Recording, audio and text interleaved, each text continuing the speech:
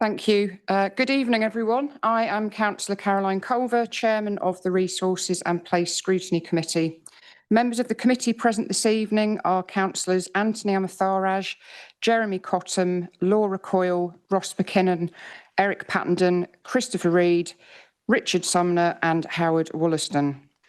We are also joined by some other councillors this evening. I'm not sure that they're all here yet. On my list, I have Councillor Dominic Bowick, Ian Cottingham, Denise Gaines, Paul Cander, Tom McCann, Justin Pemberton, Vicky Paul, and also Martha Vickers, I believe, is going to join us.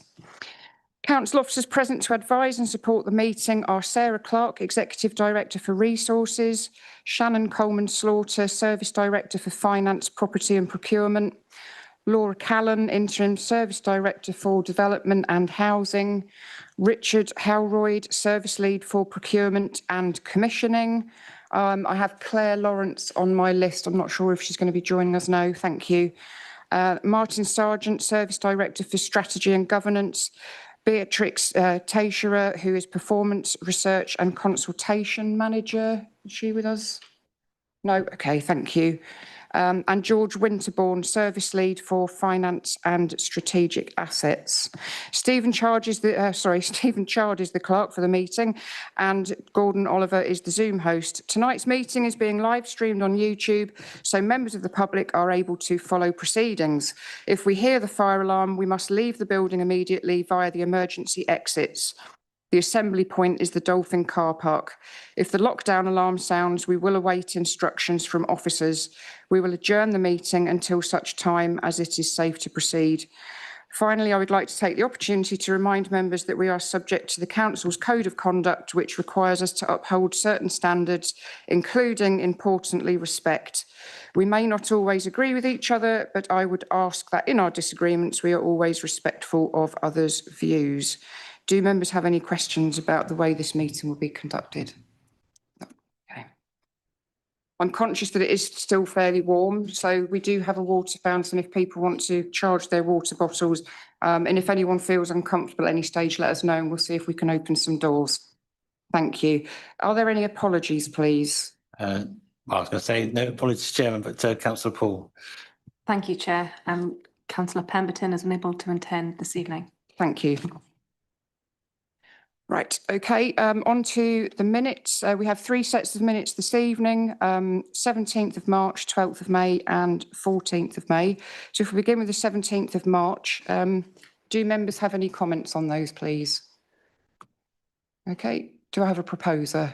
Councillor Reid, seconder, Councillor Pattenden, all those in favour? Thank you. Any against, any abstentions? No, okay, thank you.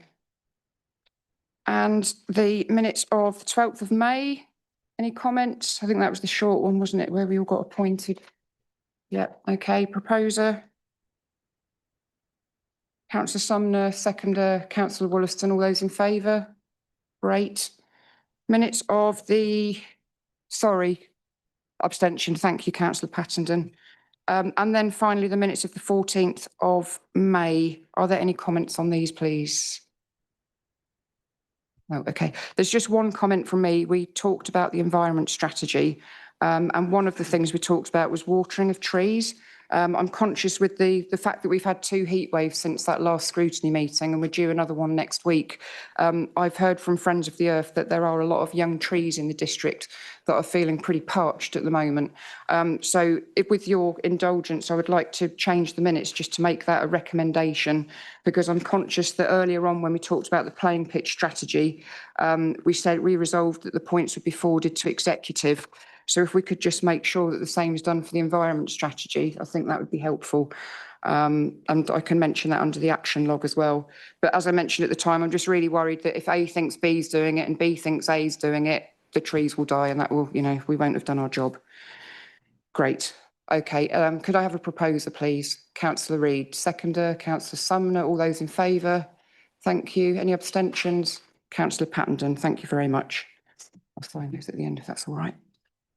Fabulous. Okay, on to actions from previous meetings. Do we have any comments on this? No. Okay. Action 270 about Graiseley, that's down for the meeting in September, but that's when we're having our special water scrutiny. So we won't be able to have anything else on that agenda because it's going to be packed as it is. So we may have to move that back, or we may have to have another meeting to look at Graiseley when it comes through, if that's okay with members. Yeah. I noticed the actions don't include the Lower Way Thatcham resolution, the call-in that we looked at last time. So that probably needs to be added. We recommended that it be reconsidered at individual decision. So just to make sure we've captured that. Yep. Great. Anything else on that? No. Okay. Thank you very much. Any declarations of interest, please? No. Okay, great. Any petitions? No. Right. Item 6A, call-in for the new procurement strategy and Think Local social value strategy. So I'll just read through how we're going to deal with this, and then we'll move into the business of the item. This item is for Scrutiny Committee to review the executive decision of the 11th of June 2026 to adopt the procurement strategy and the Think Local social value strategy. The call-in was made by councillors Ross McKinnon, Dominic Bowick, Paul Cander, Richard Sumner and Howard Wollaston.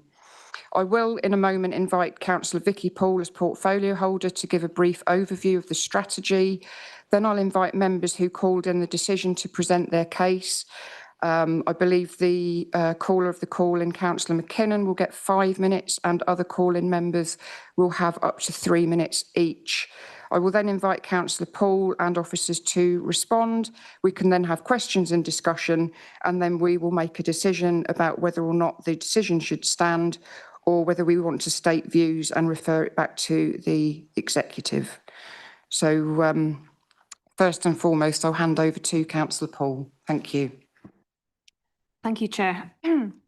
The report itself is about the new procurement strategy, which has been developed off of the back of a change in legislation for Public Procurement Act 2023.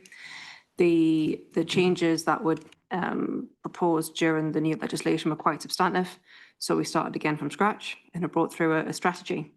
The strategy itself is overarching. It covers and touches on many areas of the business. And as we move into delivery, further metrics will be released. I'm happy to take questions now or hear from the individual members. I've got, I understand the reason for the 3 reasons on the call-in, but I imagine that members of the committee may wish to speak before I respond to those queries, Chair. Thank you very much, Councillor Paul. Over to you, Councillor McKinnon. You have 5 minutes. Thank you, Chairman. Yes, so I was the portfolio holder who brought forward the previous social value policy. That policy didn't appear from nowhere. It was debated at the time, including with members who were then in opposition and now hold leadership responsibility. It was suggested by the leader at the executive a couple of weeks ago that nobody knew about the previous policy, and that at the time we didn't do enough to tell people about it. I don't think that can be passed over, and it really matters. Councils are corporate bodies. We don't begin again every time political control changes or legislation changes. Policies exist, decisions are recorded, and procurement decisions are made under those policies. So that's why the absence of any reference to the previous social value policy in this report, it's not a minor drafting issue. It really goes to assurance and governance. This committee this evening needs to be satisfied that the previous policy has been taken into account, that compliance with it has been considered, and that the new strategy properly explains how it builds on or replaces what came before. Now, the risk here isn't theoretical. If the Council can't demonstrate how its previous procurement policies were applied, there's a potential risk around supplier confidence and supplier challenge. Suppliers are entitled to expect procurement decisions to be fair and transparent and consistent. If the Council had a social value policy in place, then the Council needs to be able to show that procurement decisions were made in accordance with that policy. The concern here isn't that there's a new strategy. Pretty much everything in the strategy, I think, would find support. The concern here is whether there's a clear audit trail between the previous policy, current practice, and the proposed new strategy. It's not enough to say that the new strategy is well-intentioned. A complete ignoring of any previous policy, the absence of any reference to it, would indicate that there's a risk that procurement decisions have been made over the last few years without reference to that policy. And that leaves the council open to substantial legal challenge. There's also a separate but related point about measurement. If the council wants to increase local spend and increase access for SMEs and strengthen social value, then it and this committee needs to know the starting point. The current level of local spend, the definition of local spend, the level of local supplier participation, the targets set, and the arrangements for monitoring social value all matter. Without baselines and targets, the strategy becomes a statement of ambition rather than a framework for delivery. Scrutiny cannot hold the council to account for improvement unless the council is clear about what's being measured. So this call-in is about assurance. Assurance on the previous policy, assurance on compliance with that policy, assurance on the risk of supplier challenge, and assurance that the new strategy contains the baselines, targets and reporting arrangements needed for proper scrutiny. The resolution seeks to strengthen the strategy before its final adoption by asking the executive to make clearer reference to the previous procurement policy, assurance on compliance, challenge risk, measurable targets and regular reporting back to scrutiny. Thank you, Chairman. Thank you very much, Councillor McKinnon. Do any other members who sponsored the call and wish to speak? No. I'll take that as a no. Okay, thank you. Councillor Paul, I'd like you to ask you to respond to that, please. Thank you very much. I'm very happy to, Chair, and I'm very pleased to be supported tonight by Richard Howroyd, who's going to answer any more of the technical questions when it comes to legislation, because that's his area and not mine. So, Councillor McKinnon, thank you very much for commenting about the targets in data. This is probably the easiest point to address. So we actually have all of that data, and it was included with the original strategy in Appendix 1, which we've included tonight. Did the pack go out to the rest of the committee, Richard? The information that you collected for me today? Well, it was in the original strategy. In the original, so within the original strategy, there is the health and social care local spend at 18.43% within Appendix 1, and highways and transport 11.86 local spend. Sorry, the more specific stuff. The general. Sorry, better for me to respond. So within the appendix to the original strategy, there is a clear summary of local spend, regional spend, and details of spend by category. I have a detailed spend analysis system, which I can use, which I'm happily to run through with members, that analyses our spend by individual suppliers, by category of spend, by risk, and a whole load of other areas. It's an important thing that we've got now. We didn't have this in the past. This is something that I've introduced since I've been at the council, and I'm more than happy to share information off it. So what I put in the strategy was an overline summary. And as Councillor Paul has just said, if we want to break it down even further, for example, health and social care, 18.43% of our spend is with the local marketplace, which is quite interesting, given you might expect that to be quite higher. Highways and transport, 11.86% local spend. So if you think of it, the highways contract is very large. Most of the local spend is on things like home to school transport and bus contracts. Waste and environment, this is probably the lowest, 0.1% local spend. Except if you put that into context, we have a very large contract with Veolia for waste. Then other areas, building, 14.03% is with the local building companies. I think that's probably an area that we can look to do some more work on. Corporate, 2.62%, and that is mainly actually our agency contract with Commensura. ICT, 1.27%. It said, as you can imagine, lots of that is with some very large companies just because of the nature of the spend. Culture and leisure, 20.21%, which is probably what you'd expect, a high percentage of local spend to go there. And then finally, legal and finance, 12.99%. So I'm more than happy to share the more detailed analysis. I'm sure Councillor Paul would be from that point of view. And as I say, I have a detailed spend analysis system that breaks it down into a lot more detail. Thank you, Richard. If I can continue. Yeah, can I just say that this isn't a document that we've got in our agenda pack this evening, is it? This is something additional. That isn't, it's what I've highlighted. What I've highlighted is in the strategy, there was a breakdown of local spend. It said all I'm highlighting now is that I can give a further breakdown if members would like it, and I'm more than happy to share that because it supports the strategy. Thank you, Councillor Chairman, can I Paul. just quickly ask Mr. Howroyd, where is that in the documents that were published for executive? Can you just give me a reference?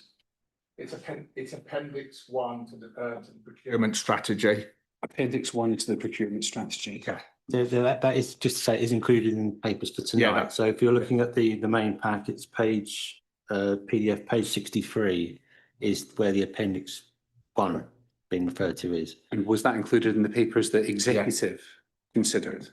Yes. I believe so. Yeah. Right, back to Yeah, you, thank you. Councillor Paul. Yep. Thank you, Chair.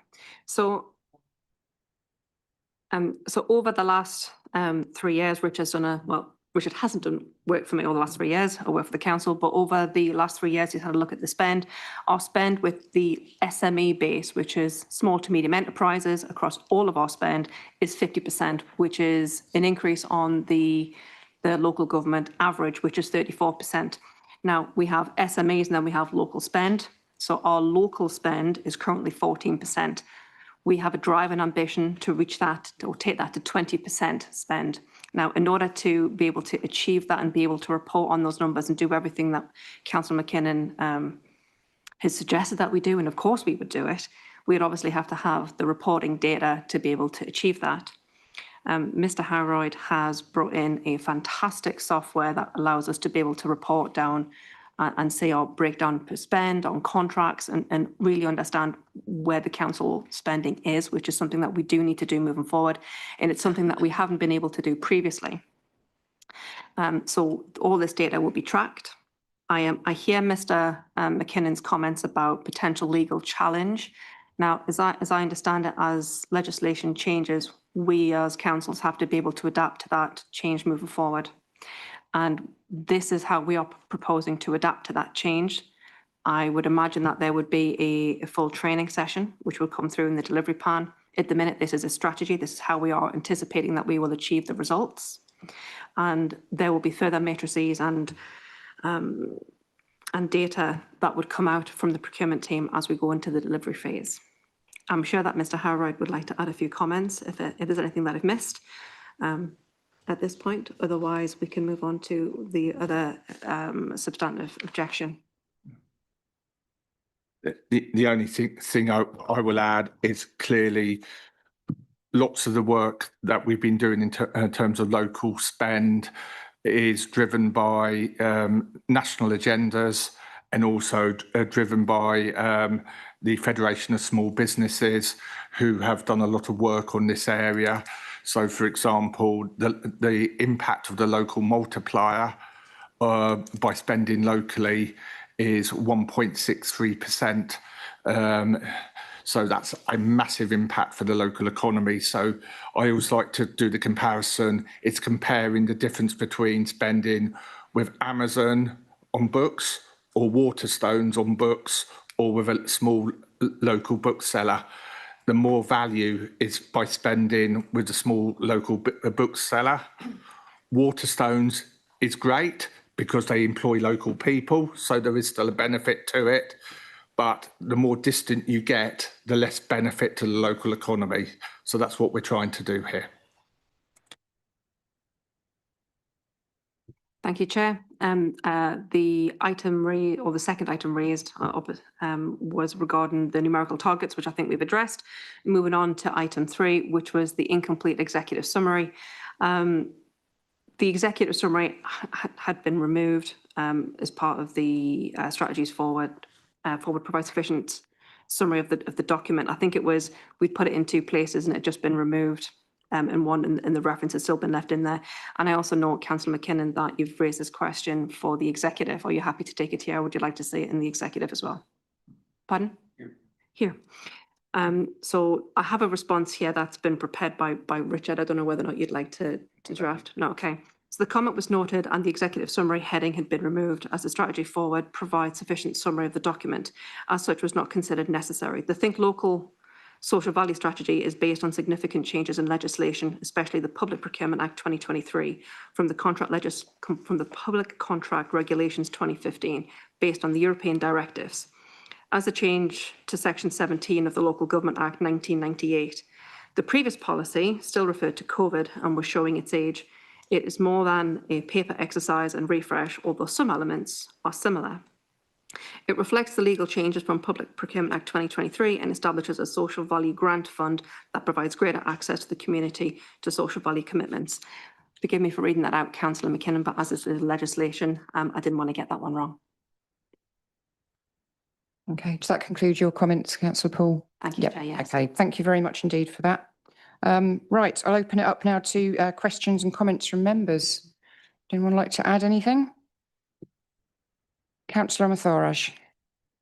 Chairman, I just want to add through this, through you, to see that all these items, particularly the one which we are discussing, the new procurement strategy, think and look, it was in the executive forward plan when we looked at the March Scrutiny Commission, but I don't recall in my head, like in my memory, none of the members had raised any questions in terms of bringing this item into today's meeting. So I can say that it was there in the forward plan for us to go through, and as chairman, you did give us opportunity to bring those topics, but after having said no or not deciding to do this, I think based on some what I can understand from Councillor Poole and Mr. Hoyer is that it was there in the executive agenda. It was not read or misread. I don't know, but to bring those topics into this already packed agenda, which we are scrutinizing for the whole year and we are deciding, it's a bit of unfair and to be honest, like it's like bringing in some topics to this scrutiny commission, which is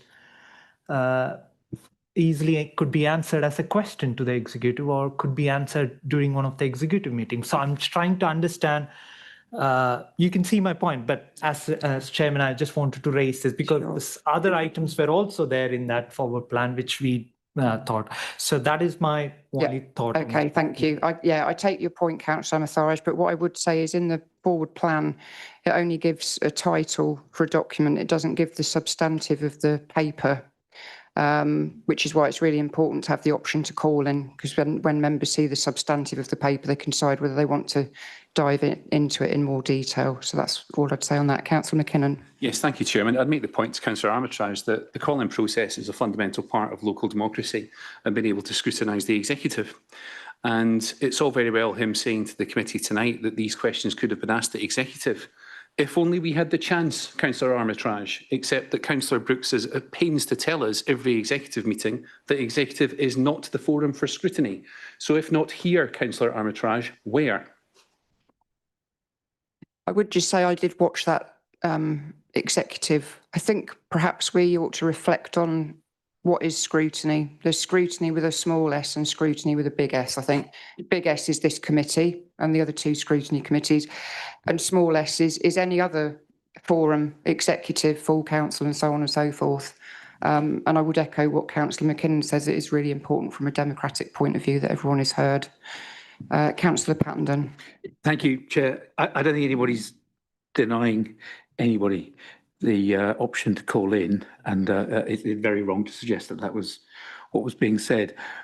And I think you raise a good point about when to scrutinise, and actually, you know, this committee can scrutinise decisions before they go to executive and provide useful input to those, and I think that would be a good a good procedure for how scrutiny takes place, you know, and then it means that that you know, this committee is making a valuable contribution to the decisions that the executive makes. That would be my recommendation.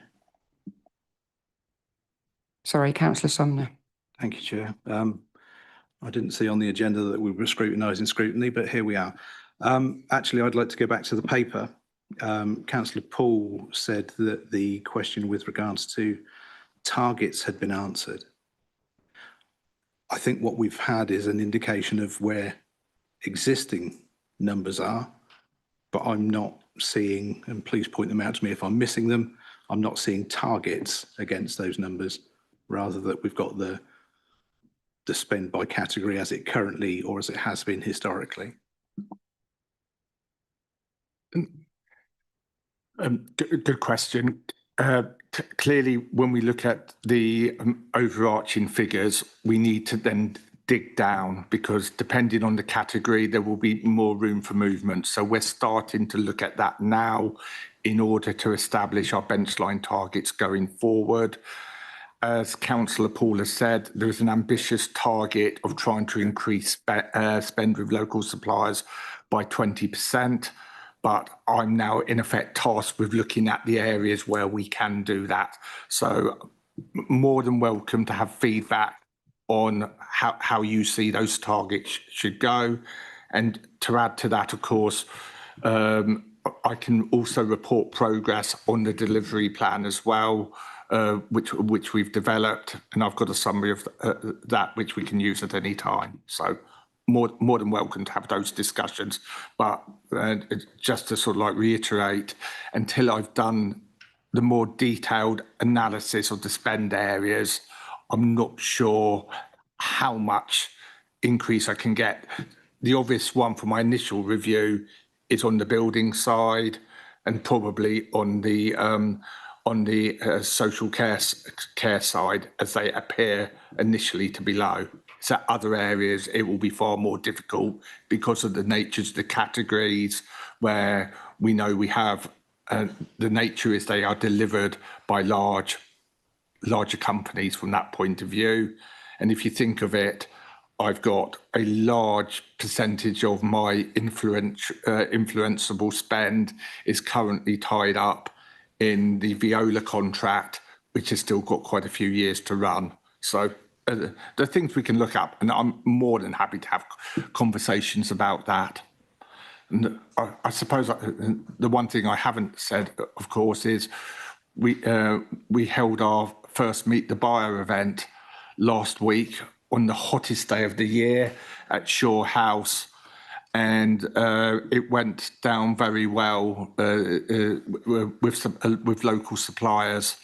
So we had some very good discussions about things that we can do differently in terms of the marketplace. And lots of the things are within the strategy, just about highlighting the opportunities to the local market. So there's a lot more things we're going to do. Thank you, that's helpful. Is it then something that we would expect to see coming forward as the quarters roll on, to see within performance reports? Thank you very much, Councillor Sumner. Yes, it's something that I would expect to be bringing forward, to be able to demonstrate and show how that local spend is coming back into the area, and with all of our breakdowns as we will work through during the delivery. Thank you. And if I may add, Chair, the supplier event last week was, we've had some really wonderful feedback. I'm still working my way through the feedback in my inbox. It was rather sizable.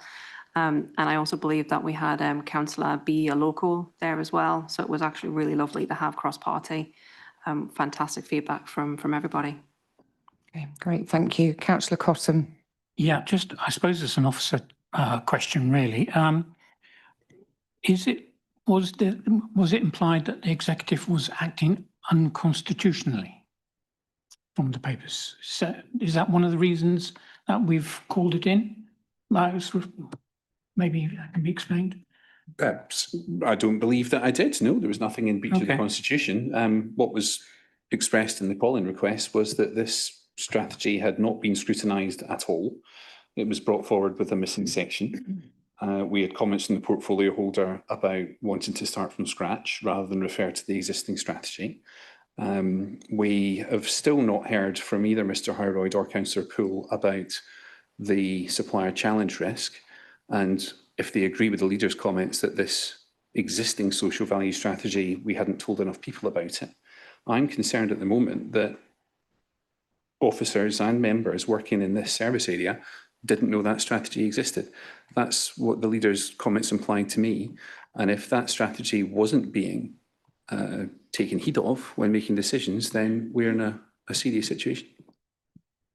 Does that answer your question, Councillor? Not really. I'm just saying we believe the executive, and it's an officer opinion really, that they acted within their remit, that it is constitutional what they decide and what we recommend. I understand that we're looking here to advise we're here as advisory, and whereas again, I'm not sure if it's we look at another point at 2.2 where it was we strictly instruct the we're not here to instruct the executive, we're here to offer assistance and help. So we can either say that the decision should stand as per the executive decision, or alternatively we can state our views on the matter and refer the decision back to the decision maker, the executive. But ultimately executive has the decision. Thank you. Okay, thank you. Councillor Pattenden. Thank you. Yeah, just wanted to remind Councillor McKinnon about the last sentence in the third paragraph in 3.2, where it's grounds for calling, and it says, approving a policy to increase a metric when the executive does not know the current number is constitutionally unsound. Now that sounds like you did think it was unsound, Councillor McKinnon, and what worries me about that calling is that sentence, because I think that's incorrect, and I think that almost invalidates this calling in my view. Thank you, Chair. That was the point I was trying to make under 3.2, and it was a call in that breaches the council's constitutional principles. Okay, Councillor McKinnon. Yeah, there's a difference between being constitutionally unsound or suspect and stating openly that the executive has breached the constitution. Those are two different things. I would thank Councillor Pattenden, though, for giving me the opportunity to remind this committee that the entire executive voted on this paper on the 11th of June. And we are told that all of them had read the papers, and not one of those executive members spotted the big glaring omission in that strategy. Now, that is open to question. And it's part of the council's constitutional governance arrangements that executive members bring themselves up to speed, thoroughly digest the papers before voting on them. And there's a fairly good case to be made that that wasn't the case. So, no, I wasn't saying that it was unconstitutional. Like I say, you could make an argument that the principles of constitutional decision-making were certainly put at risk, but you can dance on the head of a pin there all you like. Any other comments? Councillor Cotton. I'm sorry, I have to disagree with you on that. It says clearly, we are calling in the following decision on the grounds that it breaches the council's constitution. So, Not what it says. Okay. sorry, what's in front of me? Yeah, in the second paragraph, we are calling in the following decision on the grounds that it breaches the council's constitution. Constitution. Principles of decision. So it's not a breach of the, sorry, Chair, through you, Okay. Chair. It's Yeah, not a breach of the actual constitution. Well, that's for the committee to decide, isn't it? Yeah, Okay. yeah, I quite agree. Thank you. Okay, great. Moving on. Any other comments from anyone who hasn't spoken yet? Councillor Reid. I think fundamentally to me, this is all about, stepping back, looking at the paper. This is about a strategy, how to move forward. And I've always, whenever I've worked for companies and you speak to executive people or procurement officers, first principle is if you want good suppliers, you need to be a good customer. And to me, this strategy paper lays that out. you know, this is how we are going to move forward. This is what we're looking for from our suppliers. Now, if there was previous ambiguity and in fact that regulation has moved, I think this is a very good thing. And I think we should be encouraging this with the council, is to make sure that we act in good faith with our suppliers. And I can't see anything in here that isn't. Appendix E is showing us how we're going to get that cadence of that relationship with our suppliers. I'm looking at the bits about targets. There's targets all over this, as far as I can see in this paper, and yet the call-in says, where are the targets? Where's the baseline? They've got baseline concerns. They've some emotive language right at the beginning that says aggressively increase local spend, but there's no word aggressive in there at all in the actual paper that was submitted. They're looking to increase that. They're looking to have that boost to the local economy because we are a huge buyer within our own district. We're one of the largest employers in this district. To me, I think this should be encouraged and not slowed down by going back to the executive. I absolutely agree. This is what scrutiny should be looking at. I just think, there is nothing wrong with this paper, personally. I think it adds clarity. If I was a supplier, I'd be overjoyed in seeing this. You wouldn't see this level of encouragement in the commercial world. Yeah. Thank you. Anyone who hasn't spoken? I'll take a couple more comments, then we'll move on to proposals, if that's okay. Councillor Sumner. Yeah, thank you, Chair. I'm just an observation from my point really is that Councillor Reid has pointed out specifically the use of the word aggressively increase local spend. I don't think there's a problem with officers aggressively seeking to increase local spend, as long as it's quantified, as long as we know what the baselines are, as long as we know what the targets are, as long as we know what the expected delivery is going to be. And I think that's what Mr. Harrold is explaining to us this evening. He has a lot more information than necessarily we have in front of us. That's understandable. He's the one that's living and breathing the work to go on it. But I think we need to be careful which words we're highlighting here as being an issue. I don't see that there's anything wrong with the council saying it's aggressively seeking to increase local spend, because it needs to be aggressive in its attitude towards doing this. It needs to be successful. And to increase local spend, you have to take account of probably bigger national companies that would put in a better framework. And that's a big balancing conversation that needs to be held at that point. So, yeah, we just need to be careful with which words we're highlighting as being the issue, I think. And for me, the way that the call has been put forward, it's not about use of words like that. It's about making sure that we were happy that the background data was there, the baseline data is there, the targets are understood. We've heard that there's more work to do on those, and I'm grateful for the explanation on that. But this needs to be right, and there needs to be that acknowledgement that this isn't something that is totally brand new to the authority. It isn't.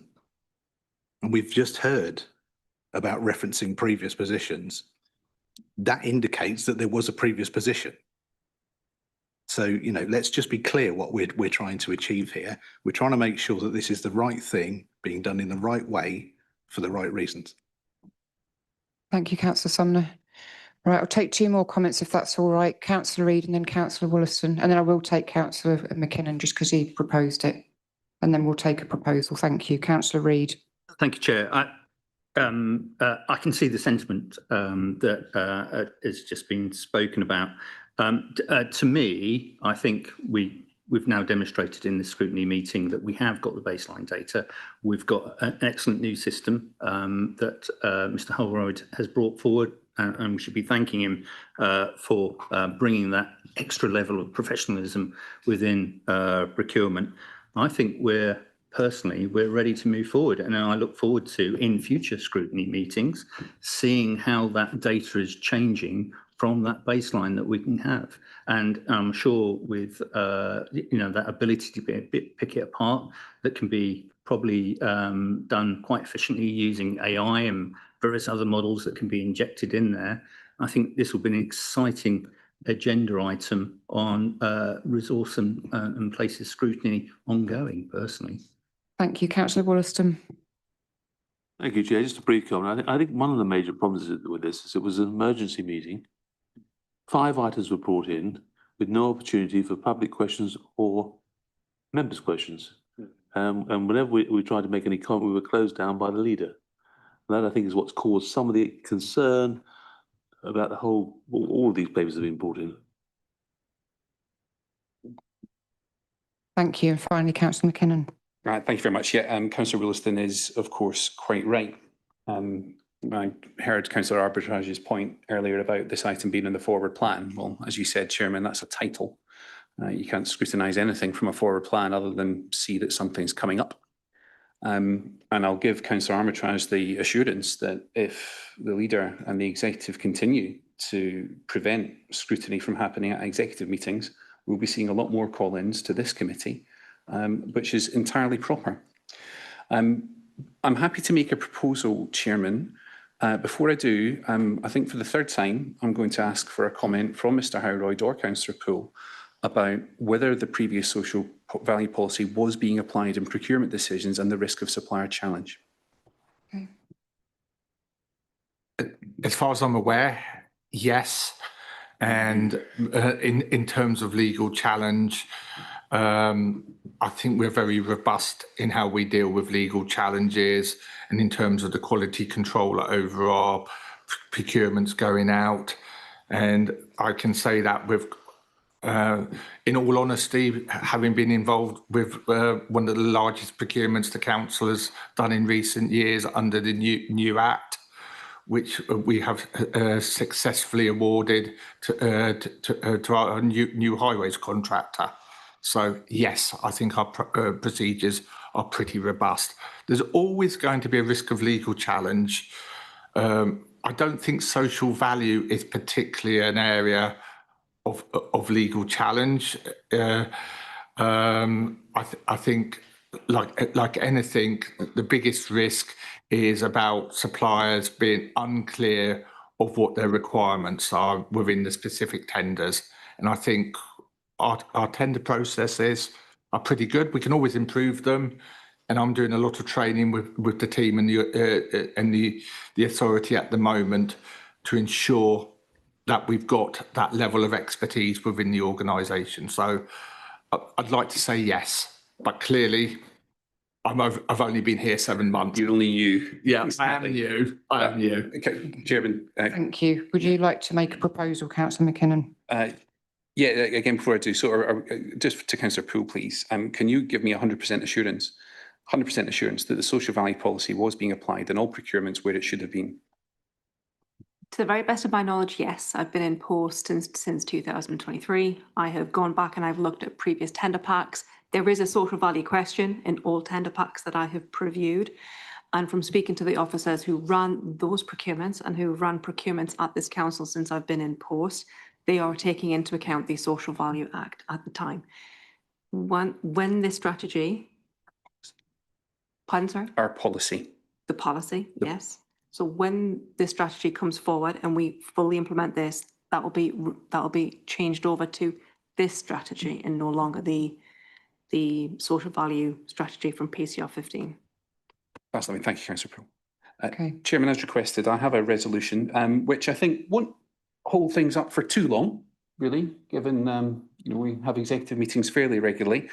My resolution would be that the committee resolves to recommend that the executive revises the procurement strategy before final adoption to include clearer reference to the previous social value policy, measurable targets in the strategy, and details of regular reporting to scrutiny on the achievement of the social value aims. I think that's something that I think all of the members of the committee might well be able to support and get us all on the same page. Great. Thank you very much, Councillor McKinnon.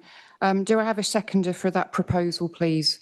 Councillor Sumner, thank you very much. All those in favour? All those against? Any abstentions? Right, that falls. Thank you very much for that. Welcome. So therefore, the decision stands for executive decision. We do have in 3.6, it says that we can consider other recommendations after a decision has been made. And I note that it was raised about having emergency executive meetings.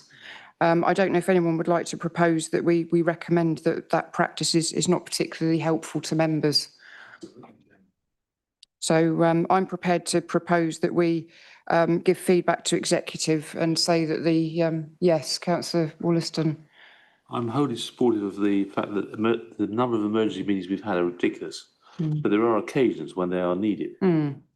So I just think we should perhaps say limiting them rather than saying no, full stop, effectively. Okay. I mean, does anyone have any views on when it's acceptable to have them and when it isn't, Councillor McKinnon? Absolutely do. I mean, emergency executive items or emergency executive meetings should be called only for urgent items.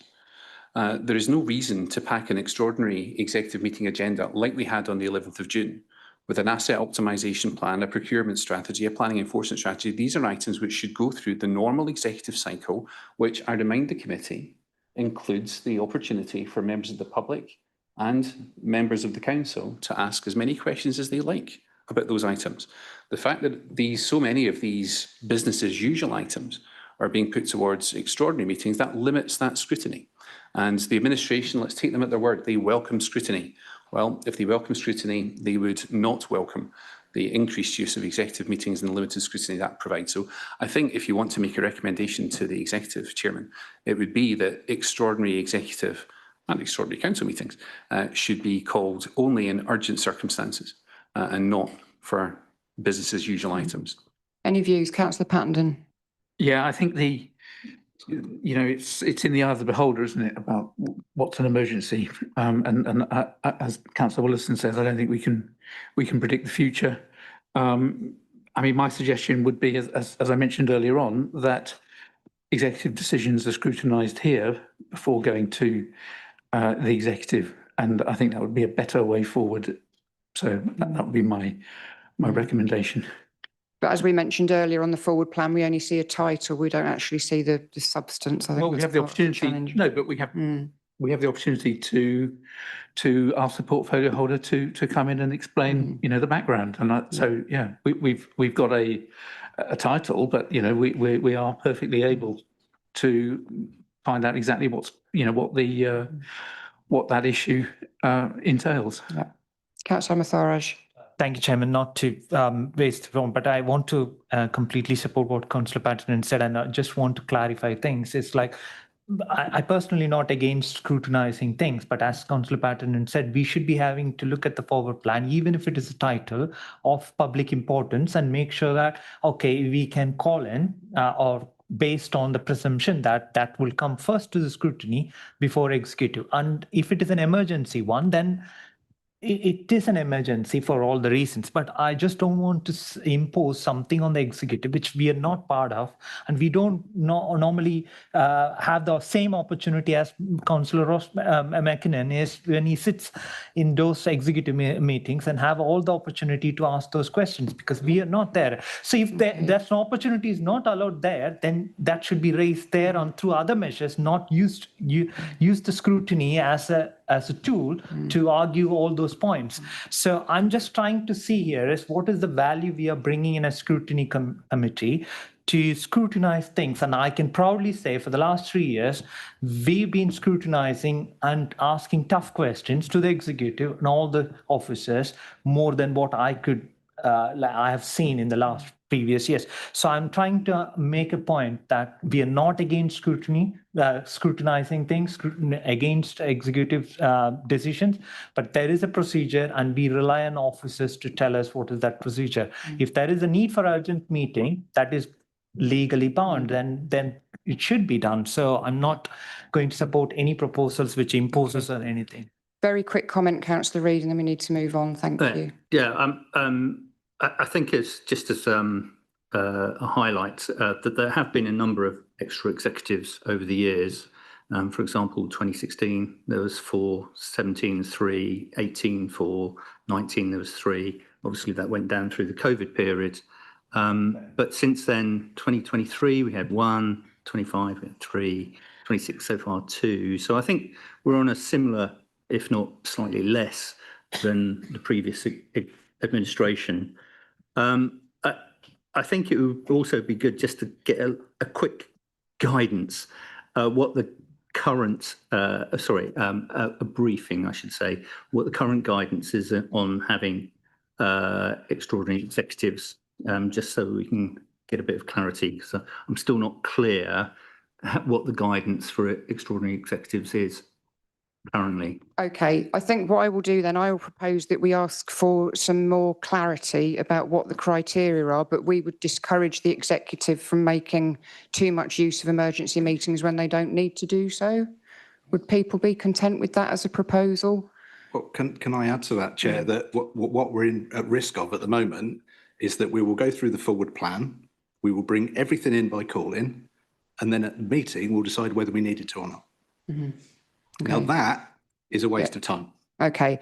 Is there a seconder for my proposal that we ask for more clarity and we discourage overuse of emergency meetings? Councillor Sumner, all those in favour? Okay. Any against? Yep. Abstentions? Thank you. So that passes then. Have you made a note of that, Mr. Chard? Yeah, fantastic. Okay, thank you. I think that was helpful. Thank you very much, everybody. Thank you very much, Councillor Paul and Mr. Howroyd, for coming along for that item. You are free to leave now if you wish to do so. Okay, thank you very much. So moving on, item 6B is a call in for Planning Enforcement Plan 2026. The item is for Scrutiny Committee to review the executive decision of the 11th of June 2026 to approve the recommended changes following public consultation and adopt the West Berkshire Council Planning Enforcement Plan for 2026. The call-in was made by Councillors McKinnon, Bowick, Kander, Sumner and Wollaston. And I will follow the same procedure as before. I will invite the portfolio holder to speak and then invite those who sponsored the call-in to speak thereafter. So Councillor Gaines, over to you. Thank you. Thank you, Chairman.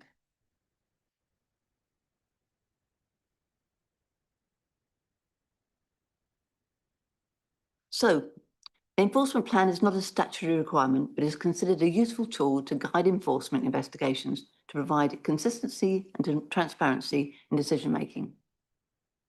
The plan has been refreshed and modified to update the priority classifications to ensure the efforts are focused on the most significant breaches and to carry out initial assessments in a timely way. This plan replaces the previous 2022 version. The main changes to the plan comprise the reprioritisation of investigation types to include an urgent category 1, with investigations undertaken within 2 working days, tightening up the previous plan's category 1 target, which was 5 days. The plan also introduces an initial category 4 for low priority investigations into enforcement matters that are unlikely to result in planning harm. An enforcement plan is not a statutory requirement, but is considered a useful tool to guide enforcement investigations, to provide consistency and transparency in decision-making. There is a clear framework of prioritisation to ensure that officer time can be focused on the breaches which have the potential to result in most serious impact. The previous plan had categories 1, 2 and 3. Category 1 was serious breach or extreme harm. Category 2 was contrary to development plan, planning policy or government policy and any breach not covered by 1 and 3. Category 3 was a temporary or low-level nature breach. So as a result, most breaches were lumped into Category 2.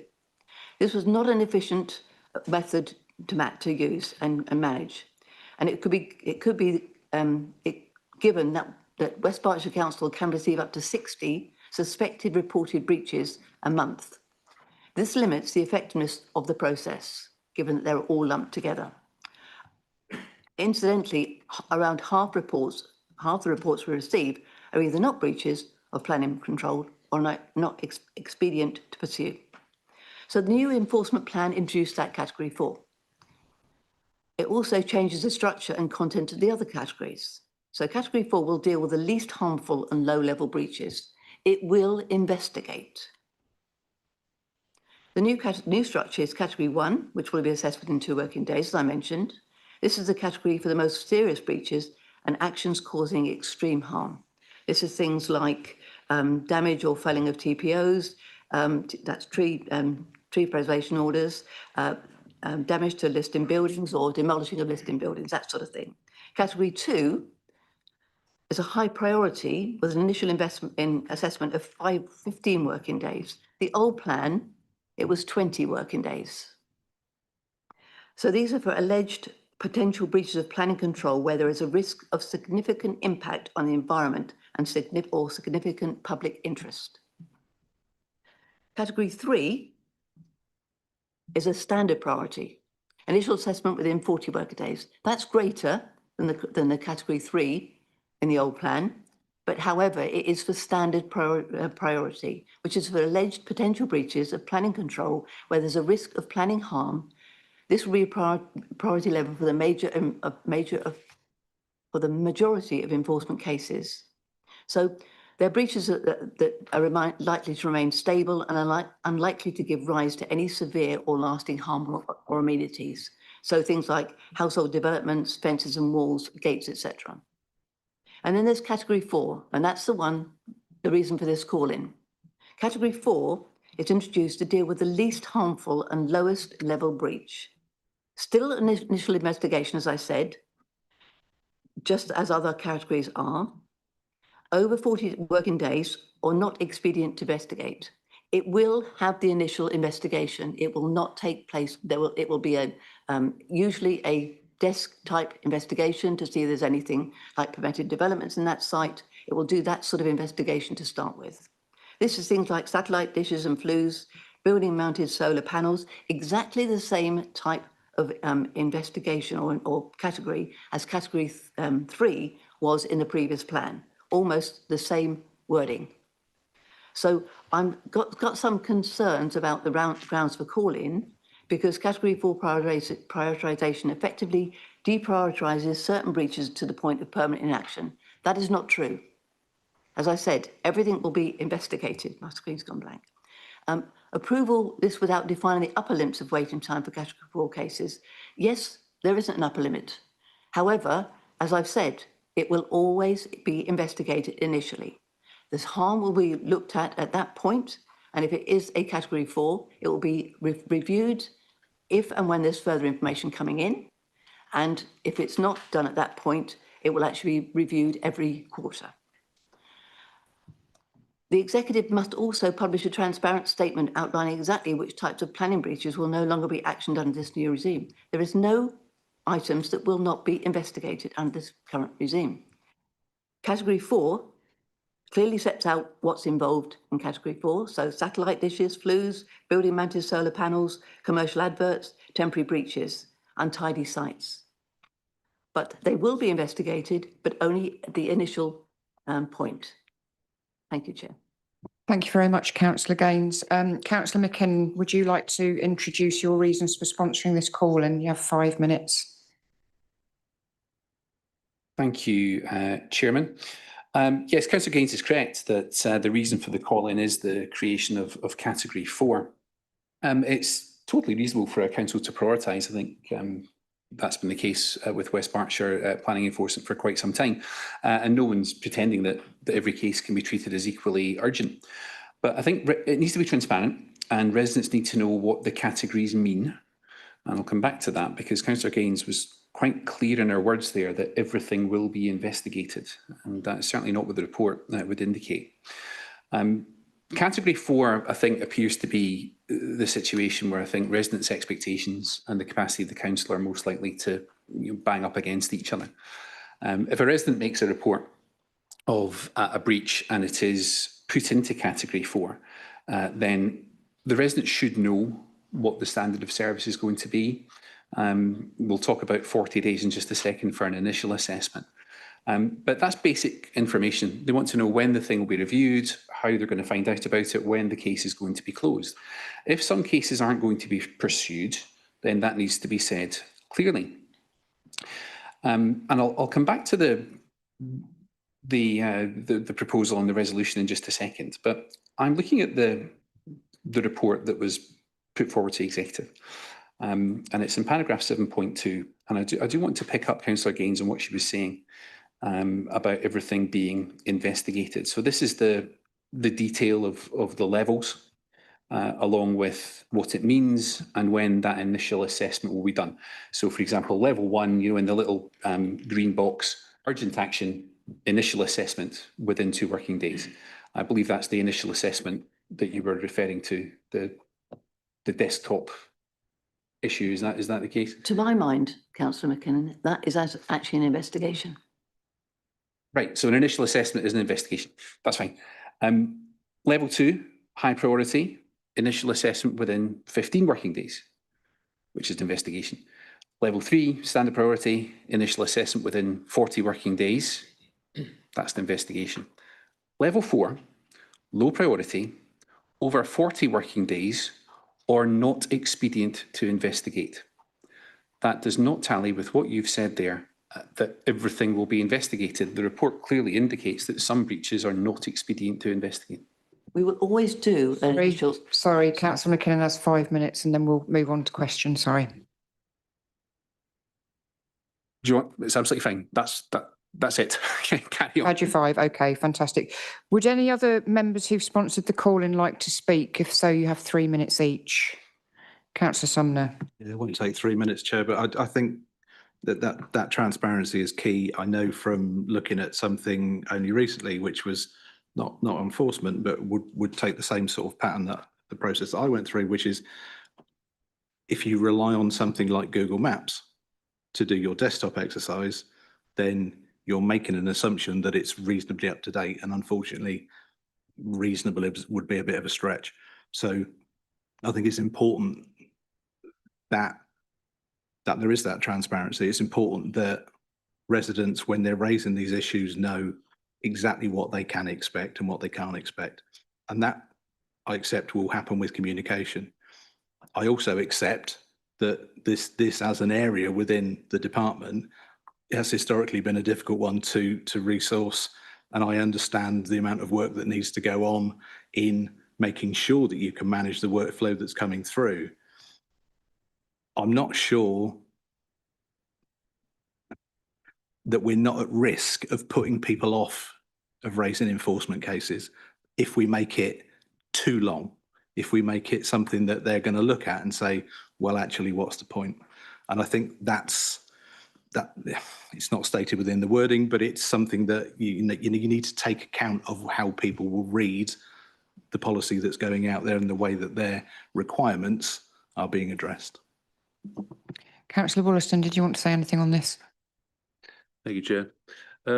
As I'm sure will be the same with most councillors, this is a major area of my casework. Perhaps I'm unusual and I've got the area around the B4000 that goes close to the motorway, which is a major target, it would seem. I've got some sympathy with the fact that we can't deal with as much enforcement as we'd like to due to budget constraints, and we're all aware of those. But I do think this is putting out the wrong message. And I think it could be seen by some of the less, legalistic people as open season. So I just wonder whether it's being phrased properly and whether we should almost cut out the option 4, because I just think it's going to be read the wrong way. The court also raised the fact, again, this back to the last comment I made about the extraordinary meeting. It's clear in the Constitution as what can be brought to an extraordinary executive meeting. And the employment plan is a policy revision, not a new plan. As such, it should not be part of the extraordinary executive meeting. Okay, thank you. Councillor Gaines, would you like to respond? Thank you, Chair. When I said investigate, we do initial desktop study. It's an investigation. I'm investigating all the details concerned with that enforcement. I don't think that is not actually investigating something. If I go online and actually look at something, I'm doing an initial investigation about something. So I don't agree that we don't do any investigation at all. We do go in, look at the study. If we find, what we will do then is we will actually go back, and if there's further information required, we will go back and find further information. We do not take things, we do not give it a level 4 lightly. If I look at the stats for enforcement, the lowest level, the lowest number of enforcements are level 4 compared to level 3 and level 2. Fortunately, the lowest of all of them is level 1, which is as it should be, because actually that's the most harm. But basically, we do initial desktop study of whether that is going to cause any harm. I can see you're actually got something against that. Councillor Sumner, I don't believe this is actually not transparent. It's actually more detailed than the previous plan, much more detailed than the previous plan. And I think it actually sets out very clearly what somebody can expect when they're doing, they're posting an enforcement, breach of enforcement. Because every single thing that you look in here, it tells you how long it's going to take, or potentially how long it's going to take. It also details exactly what within those priorities, those things would come into. So if I was going to report a fence or somebody next door actually starting to build a conservatory, I know that it would actually come into level 3. So I think transparency-wise, because it's actually the original planning, enforcement planning document for 2022 was very, very clear. A lot of what's gone from that 2022 document is actually in 2026. The only differences are that it's very much more specific about what the details are and how long they'll be investigated, the timescales of investigation. If we take level 4 out, we go back to Councillor Sumner, we go back to the old way of having everything in either 1, 3, and the vast majority of stuff in level 2. That gives nobody at all any idea about what to do. Because basically you've got everything else but the satellite dishes and the listed buildings in that middle category, which is why we went through that process. We had a consultation, we spoke to people. There were only 75 responses, unfortunately, but nevertheless, we did listen to what that consultation said. And that consultation said, please make it clearer. Please make it clear about when we're going to get results. And I think this makes it much clearer about when we get results. Thank you, Chair. Thank you very much. I will now open this up to comments and questions. Councillor Matharaj. Thank you, Chairman. I have a couple of questions and suggestions. First, a suggestion to Councillor Gaines. I agree with Councillor Williston point that, and I think it's applicable to most of us, that a lot of our caseworks involves supporting our residents with planning a breach or kind of supporting this reporting the compliance. My suggestion would be, Councillor Gaines, is that when I look at the portal, it says after you submitted a complaint, it says prioritize. It doesn't say categorize, but we will prioritize and then priorities will be assigned. I think that's the similar word. Suggestion would be to add this document or categorization in that website, so public would know what is there they would expect, so they can see what is that they will hear from the officers in terms of that SLAs. That's my suggestion, if we can add more clarity. And I agree with you, Councillor Gaines, that this document gives that clarity in terms of their SLAs. My question on that one would be, considering the resource constraints, we often hear from the team that the enforcement team is maybe under-resourced or short of people, which I understand, and they're doing a fantastic job because they are able to come to us and come to the compliance in terms of their initial response.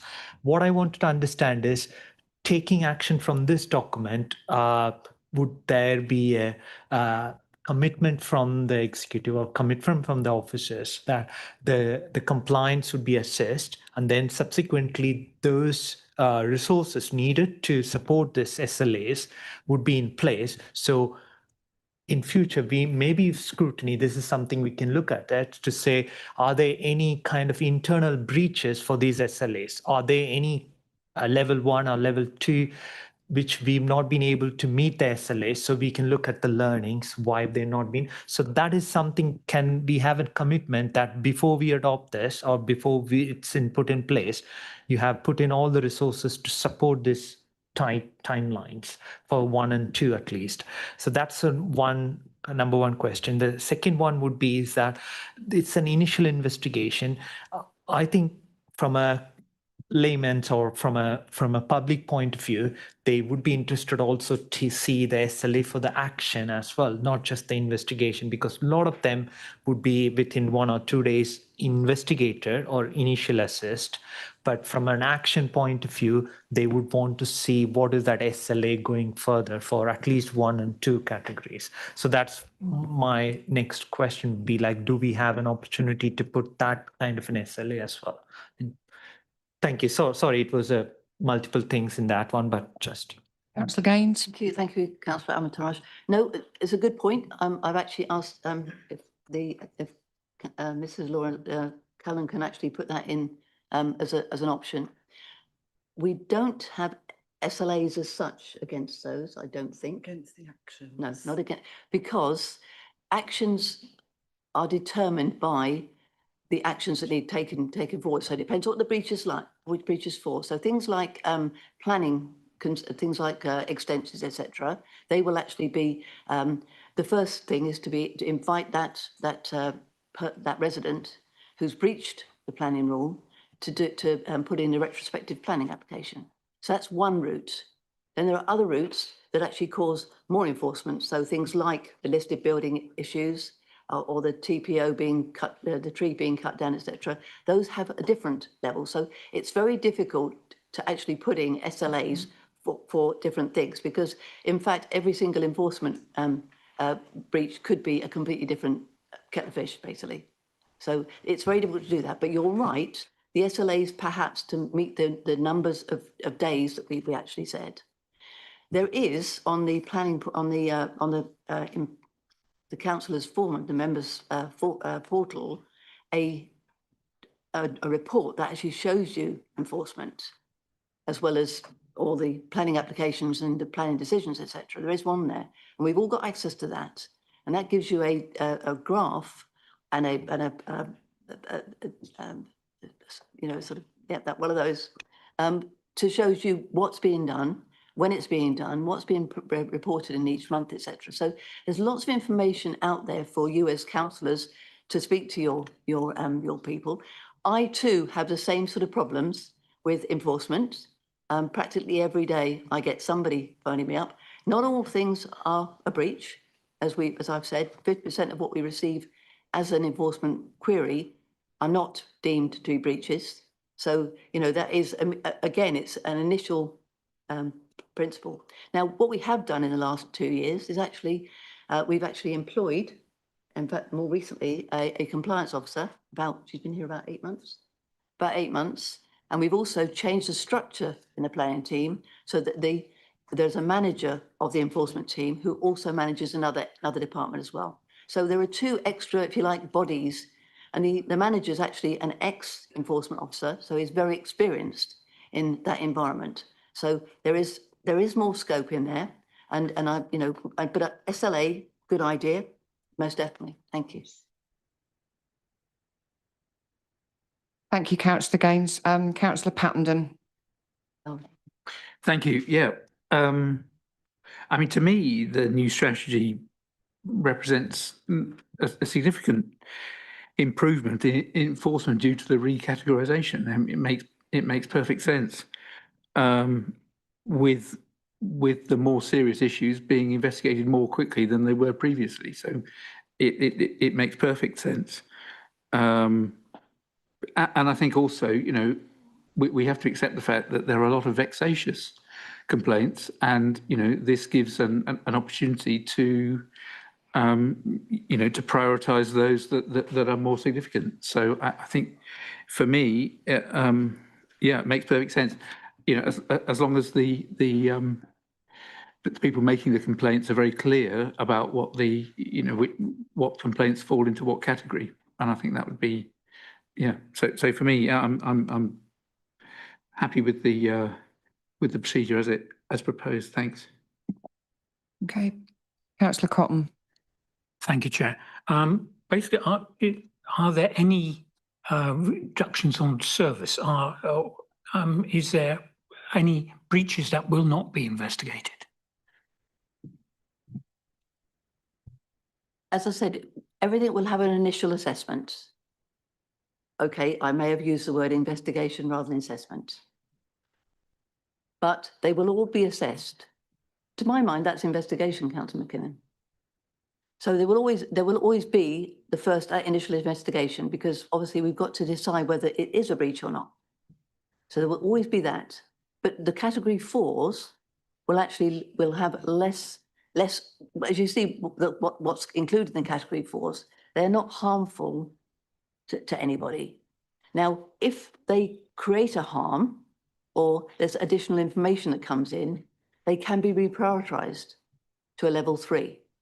And so they will be investigated further. Thank you, Chair. Okay, Councillor Reid. Thank you, and I think I agree with all the points raised, and it's good. Again, this has come to scrutiny because we can actually speak about this and bring our own experiences. I think from my experiences in my wards, people do ask, can you just focus on the important stuff? We all know, which is really difficult at the moment. To me, this not only helps the officer to be able to identify and then start that assessment within 2 working days, but I can then also convey that back to my residents. Yes. And I think there's a clear guidance there. For example, the damage or felling of TPO trees. You know, if they can see that a landowner or similar has moved in a whole load of heavy equipment into an area of land that has got a lot of TPO trees, then that clearly shows that the officers are going to take that seriously. Similar, you know, if you can see in an old garage that's been decommissioned, if someone starts taking in, let's say, diggers to start digging up old petrol tanks, maybe that would potentially harm significant danger to the public. And again, that is clearly laid out here. Going back, actually one day, I think, wasn't it, Councillor Reid? Yes, in fact, it was within hours, I believe, in that particular case. It was indeed. But again, things like untidy sites, you know, is that going to cause any issue? And I think most of my residents, they might be a little bit upset that an officer's going to look at it, or assess it within 40 days. But the reality is they're probably likely to do that beforehand, because if the resident has been clever enough to send some photos in, that assessment can easily be done, as you say, over the desktop. And those photos can be assessed, and they'll just say, I'm sorry, your neighbour is just somewhat untidy, but it doesn't breach any planning regulations. So, you know, if the workload is huge, which I know is all the time, actually, is that resident going to be really upset that they just know they've got an untidy neighbour in their heart of hearts? They're not in breach of planning. To be honest, with the untidy garden, if the untidy garden proceeds for over a long enough period, we can issue an untidy garden notice. I learn a new thing every day. Thank you. I have a question, if I may. On level 2, when it talks about 15 days for an initial assessment, and it mentions traffic hazards. Now, I would have thought that's quite an urgent thing. Do we assume that highways or indeed the police might intervene if there was a real traffic hazard that needed to be dealt with quickly? Because obviously waiting for 15 days is not an option. And I think the initial assessment will actually decide at that point, Councillor Culver, whether that's something that needs to be done immediately, because it could be that it's such a hazard that it actually is in a category 1, not a category 2. Okay, it's just that it specifically mentions traffic hazards under category 2. So that was just why I had the concern. It would be, so if it was a danger, sorry. If it's a danger to the public, it would be counted as a category 1. Yeah. Yes. Okay, thank you very much for that clarification. Any other questions or comments, members? Councillor Sumner and then Councillor McKinnon. Thank you, Chair. Councillor Gaines, you helpfully mentioned the Power BI information that's available to members. Could I ask that Mr. Goodall was requested, because I think he's probably still the one that's running it, to put that categorisation as an option on the information, because I can't at the moment see it. If it is there, it's not obvious. But if that, assuming everything goes forward, when it all goes forward, if that could be added, it would be really useful. And I think that Section 215s is probably, although it might be low on categories, it is an important thing for neighbours, and we do have some residents across the district where it's been required before. And I think actually it offers a peace of mind, Chair, to those neighbours around the area that actually the authority is serious about dealing with it looking like we would like it to be across the area. Councillor McKinnon. Thank you, Chairman. Yes, I wanted to push Councillor Gaines a little bit more on the investigation or not investigation saga. So, Councillor Gaines, earlier on, you were quite clear. Everything will be investigated, is a quote from you. The call-in says that a category of breaches is being created which won't be investigated. That is not true. Again, your exact words. Could you please clarify why the level 4 low priority section of that table, the same one that I brought to your attention earlier on, actually includes the words over 40 days or not expedient to investigate? Because I would like to know the difference, and I'm sure residents would as well. So the difference is that desktop assessment. So basically, the category 4 is those items in that category that are detailed in the document, and they are given an initial assessment. And as people have said, council members have said already, you know, if we have pictures which indicate a more serious breach, and that will actually be dealt with more seriously. If we have an initial prioritisation of 4, but then actually find out that we've got additional information that actually makes it a 3, then it will be investigated. Great.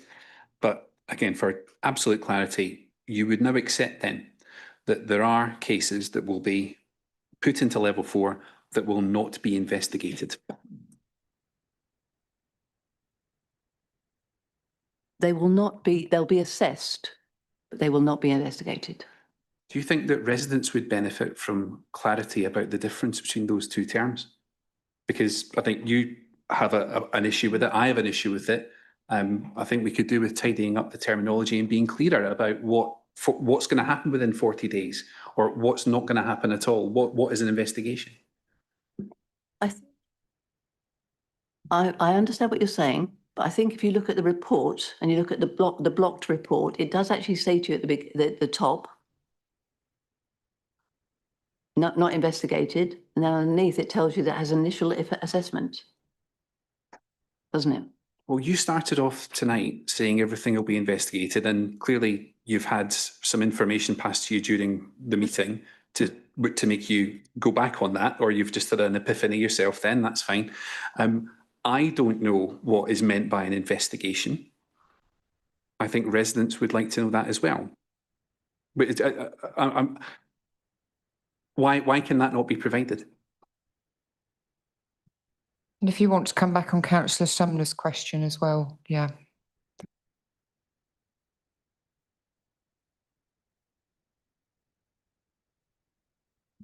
Councillor Sumner, yes, good idea. I'm fully informed. Any information that we can give to members so that they can have that information to give to residents, I'm happy with. So yeah, no problem. Yeah, I'm a little bit more interested in this assessment versus investigation kind of interest. So I'm just thinking of an example in my ward. So let's say I oversee my neighbour's land, and suddenly a caravan appeared in there. Now, if I raised an planning enforcement request and saying there's a caravan in there, and actually the enforcement officer came back and said, actually, they've got a certificate of lawfulness, which is fair enough. Now, is that just an assessment or an investigation? That's a very good question, and that's exactly what I was saying. When you've done the initial desktop initial assessment, then if it's a requirement to do an investigation, you would do. So one of the first things you would look at is permitted development, and you can do that again on the website. You can do that initial permitted development assessment on that website. So yeah, it's the same. It's the same principle. So I would count that as an investigation. Clearly, there is a difference between initial assessment and further investigation, and how deep that investigation is, because as I've said, some investigations have taken us up to 79 weeks because of all the processes that have to go through, including county court, High Court. So there are lots of different types of investigations when it comes to enforcement. But I think. Okay, so what I'm hearing is everything gets assessed, but not every assessment leads to an investigation, because if it's not deemed, like for certificates of lawfulness in that particular case, it's deemed that an investigation is not required, and therefore the case can be closed. Correct. I've got the right end of the stick. Brilliant. Okay, thank you. But I think Mrs. Callan wants to come. Yes, please. I was just going to clarify, but probably you've got there through this discussion actually, that when this was initially drafted, it was for giving consideration to those very minor cases where we do that desktop assessment, and then there are instances where you would not pursue enforcement action. You wouldn't go through further stages of the investigation because it would be quite obvious, for example, that it was permitted development, or in the case of a satellite dish, you can see that there's actually no harm being caused if it's not, a listed building or something like that. So that's the reason for that wording in this category. It's for those really minor breaches or potential breaches of planning control. And there are a lot of those. 50% of all the cases that we receive in are not a breach of planning control. So there's lots of those that would be having an initial desktop analysis. That is really part of an investigation. You always start with that anyway. And then a decision would be made. If it looks as though there is a breach, or we discover something like there is some harm, it would be recategorised, or it would be closed if it wasn't expedient to go any further at that point. And that's important so that we can really focus on those ones that are having a clear damaging impact or potential harm, so we can get to the bottom of those. So hopefully that clarifies. It may be that actually this discussion we could think about whether this wording is right, given that there is some confusion around the way we've worded it. So it may be that needs to be a recommendation for how we've worded this category 4 to make that clearer. Thank you. Can I move on to suggest we're making a proposal at this point? Thank you. Yeah, thank you, Chairman, and thank you to Mrs. Callan for that. I think I agree. I think we have got to the bottom of what is meant by an assessment and an investigation. But I would agree with you, Mrs. Callan, that the report doesn't make that clear, and I think it could be better. So a simple resolution here, Chairman. The committee resolves to recommend that the executive publishes clear guidance explaining the service standards attached to each category, what is an initial assessment and what is an investigation, and when those are likely to be carried out. I think that's a fairly reasonable way forward.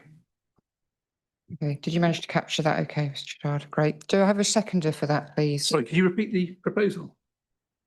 Yeah, I can.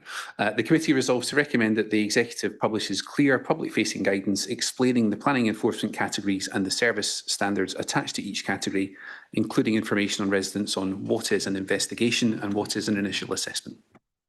So it's just clarity on that phraseology, basically. Yeah. Very quick comments, and then I'll take a seconder and a vote. Are you wanting to say something, or? Sorry, Chairman, I just wanted to clarify, we are not again pushing this to another executive meeting for that changes to make.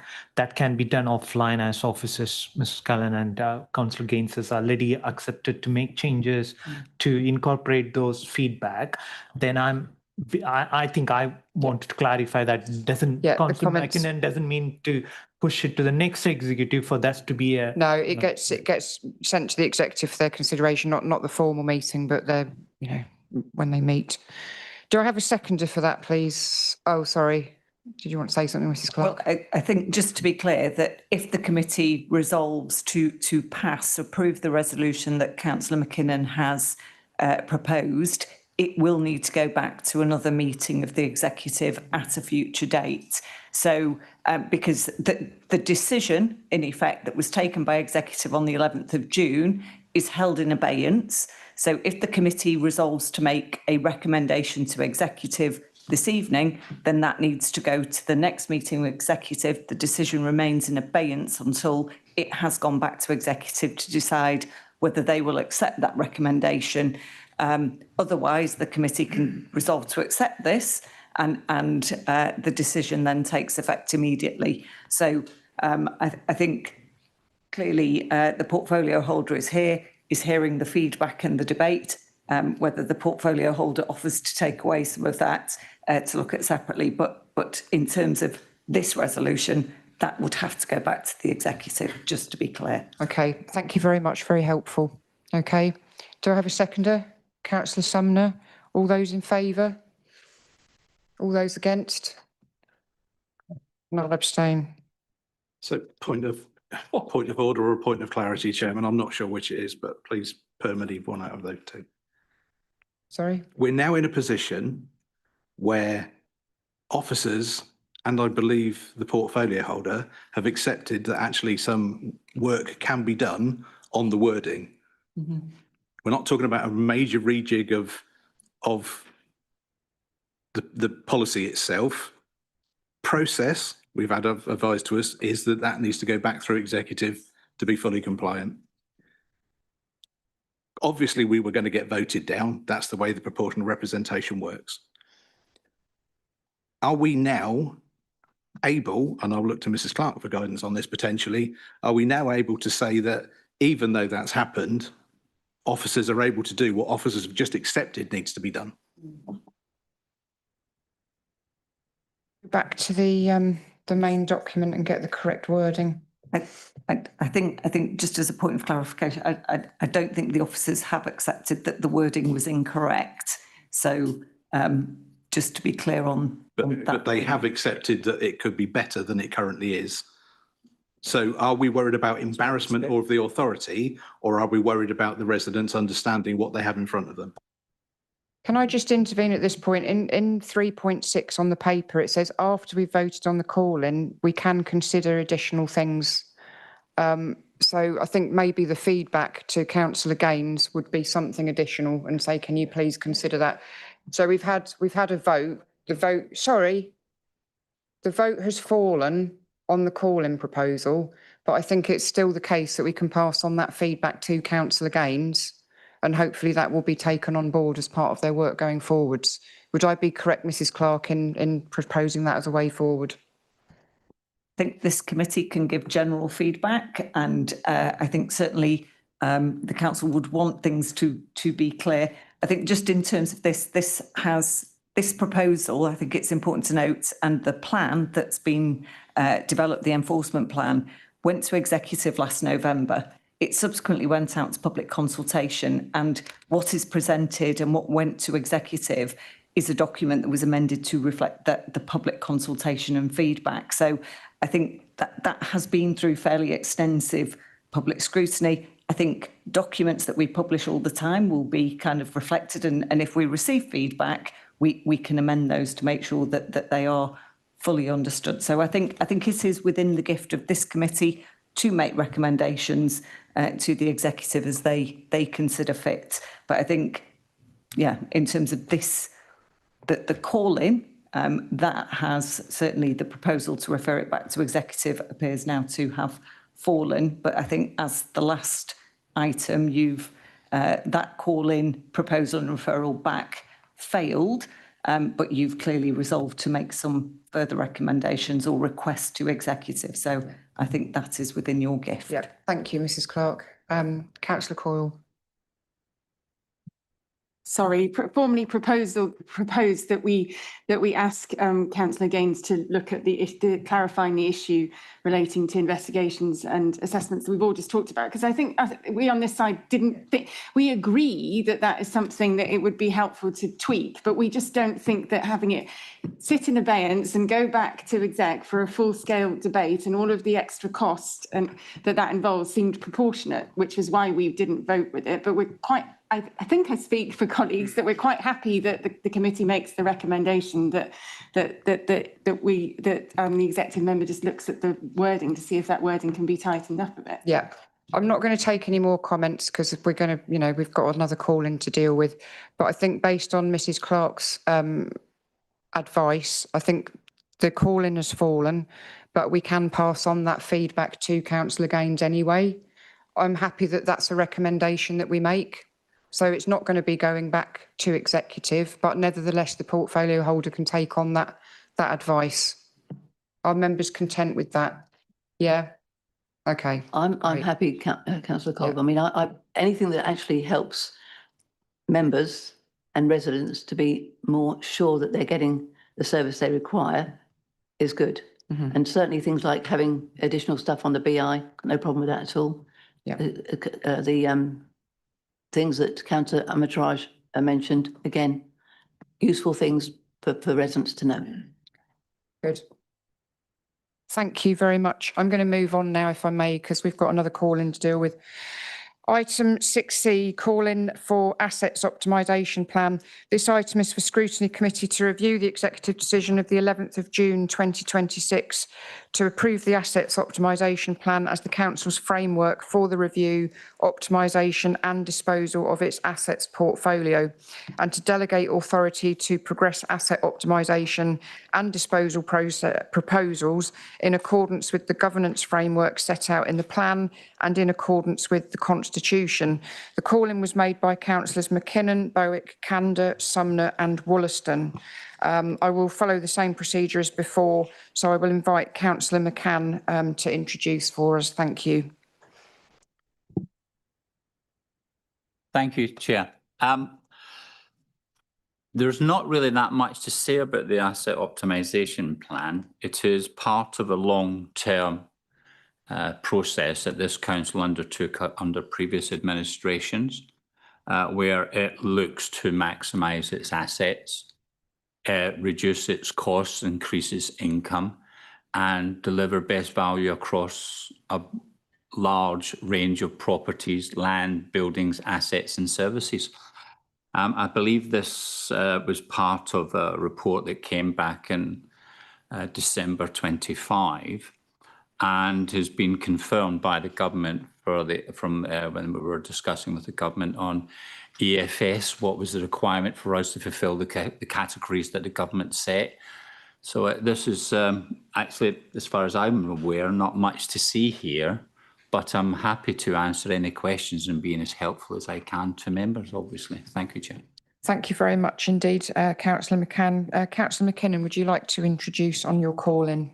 Yes, thank you, Chairman, and thank you, Councillor McCann, for those comments. I wonder if we might end up actually in the same place as we did in the previous item here, because again, what we are asking for is clarity and transparency. Must admit that it was a strange sight a second ago, seeing everyone agree that more transparency and clarity was required, but we couldn't possibly have it coming back to an executive meeting to achieve that quickly. Good Lord, no. I'm interested, Councillor Coyle mentioned about the costs of having an agenda item at an executive meeting. I'm not sure what those are, but we will get there. No one's saying, Councillor McCann, that every asset has to remain exactly as it is forever. I think when assets have a community or local significance, I think members and residents would like to understand what's being considered before we go too far. Quite simply, we think that we should have more information about the assets that are under review and which assets would be going into which category. If a full list can't be published, then the reason should be explained.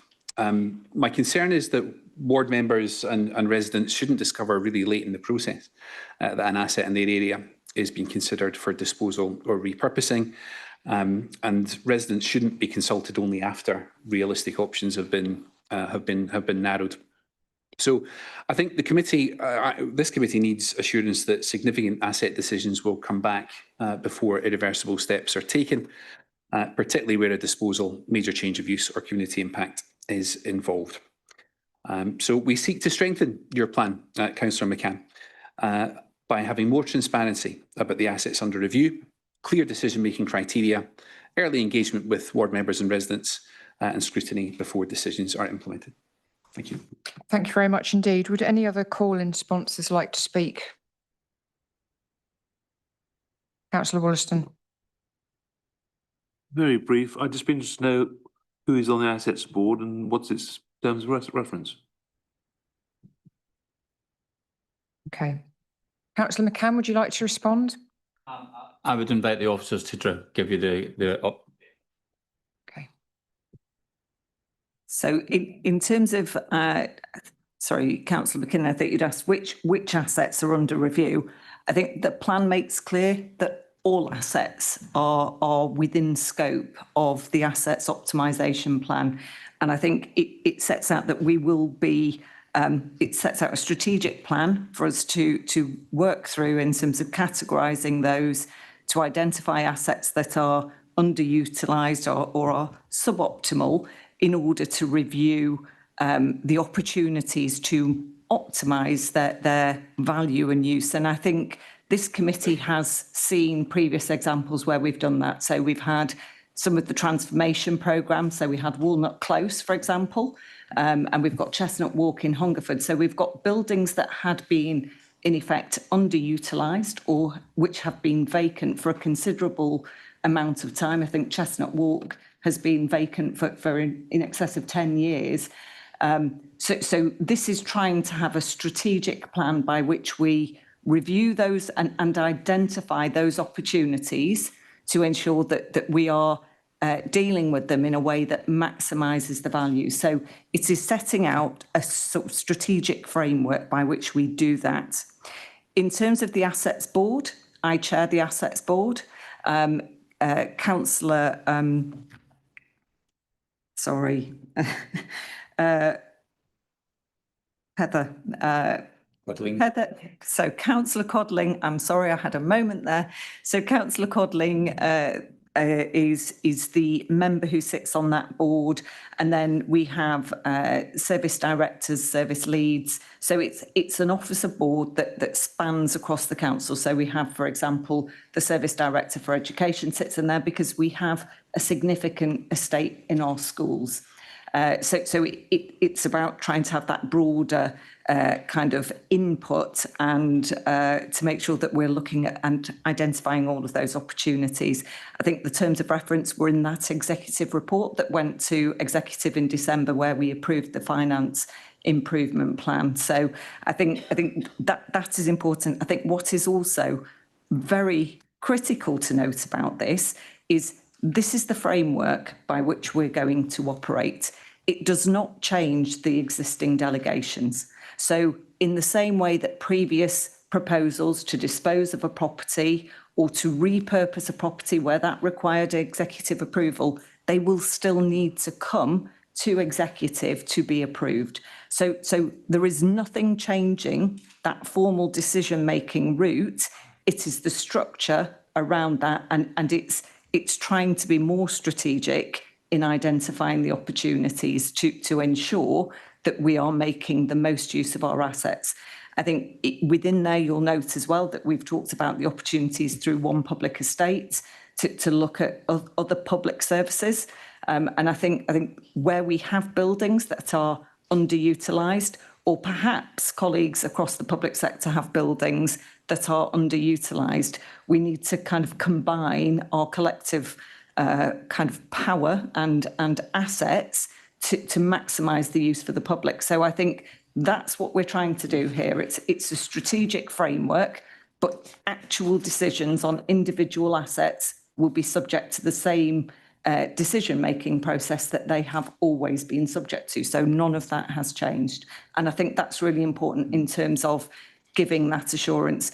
I think the proposals also note, I've heard around kind of community assets and heritage assets.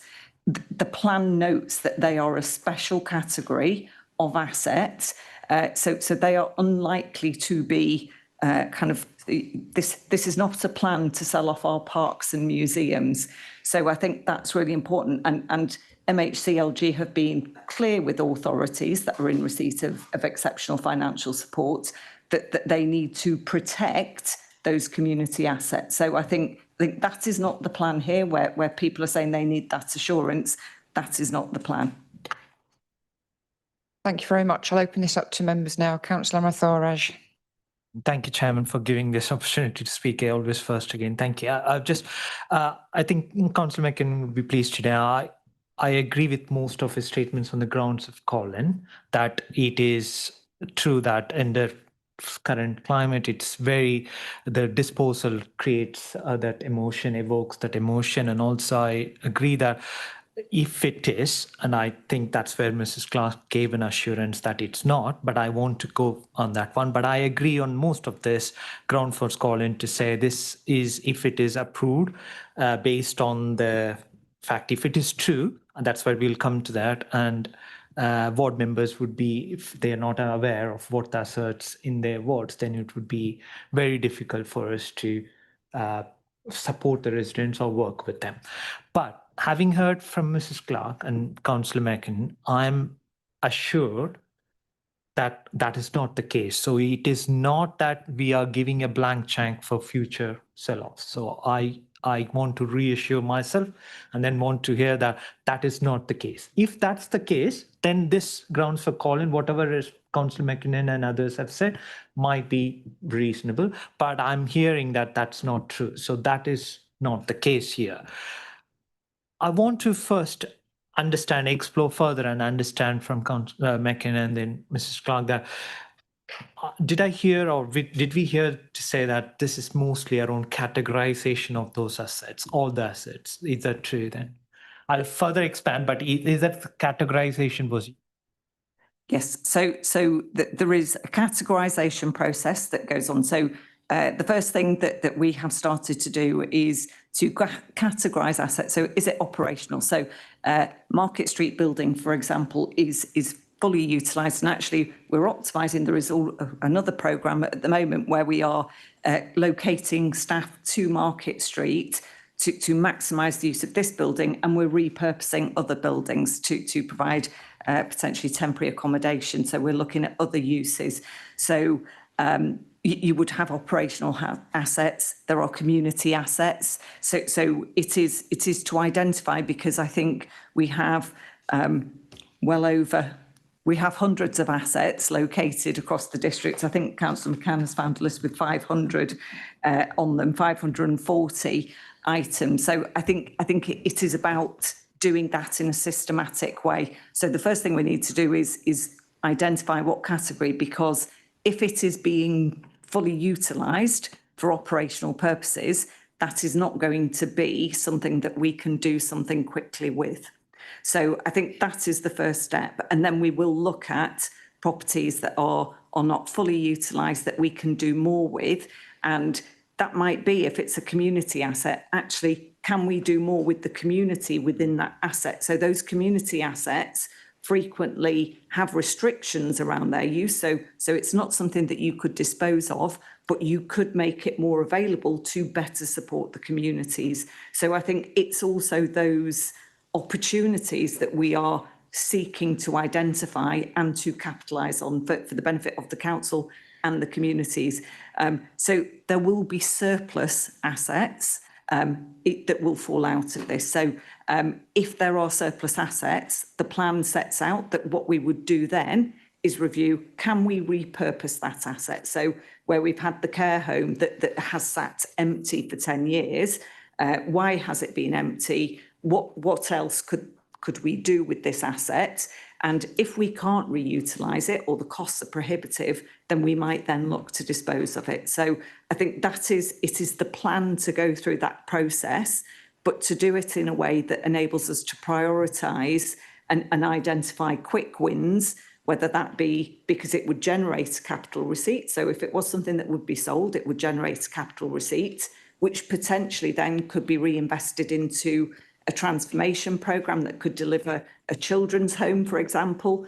So I think there are those opportunities if it was sold, but I think a lot of our assets at the moment have been repurposed. So where we've had surplus assets, they have been repurposed, and that's also what this is about. It is intentionally called an optimisation plan. So it is not about selling off all of the assets. It is about optimising how we use them.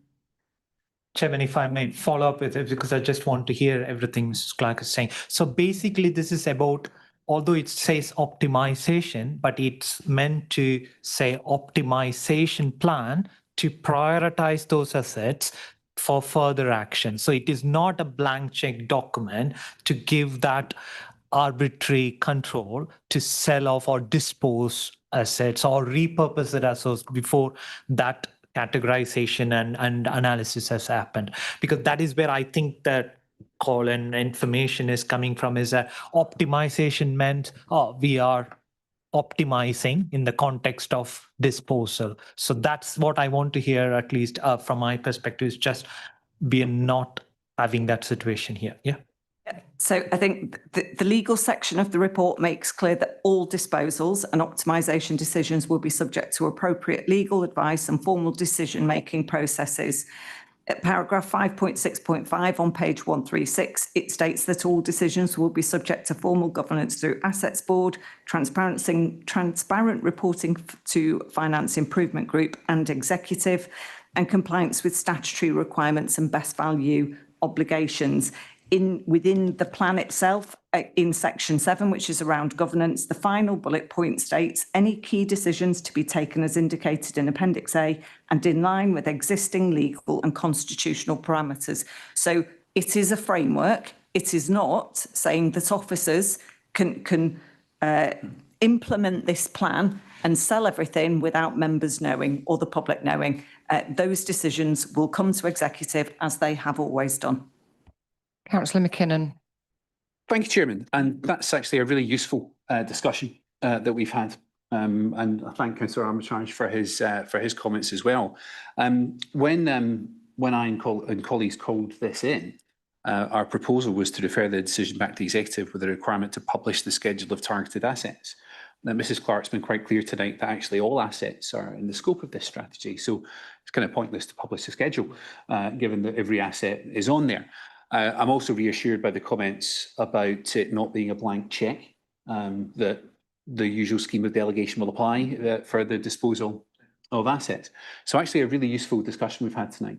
And I'm perfectly happy to withdraw the call in if the other sponsors that are here tonight are happy to do so, with one caveat that had we been able to have this discussion at executive, then we could have had it then and we wouldn't have had to have an agenda item tonight.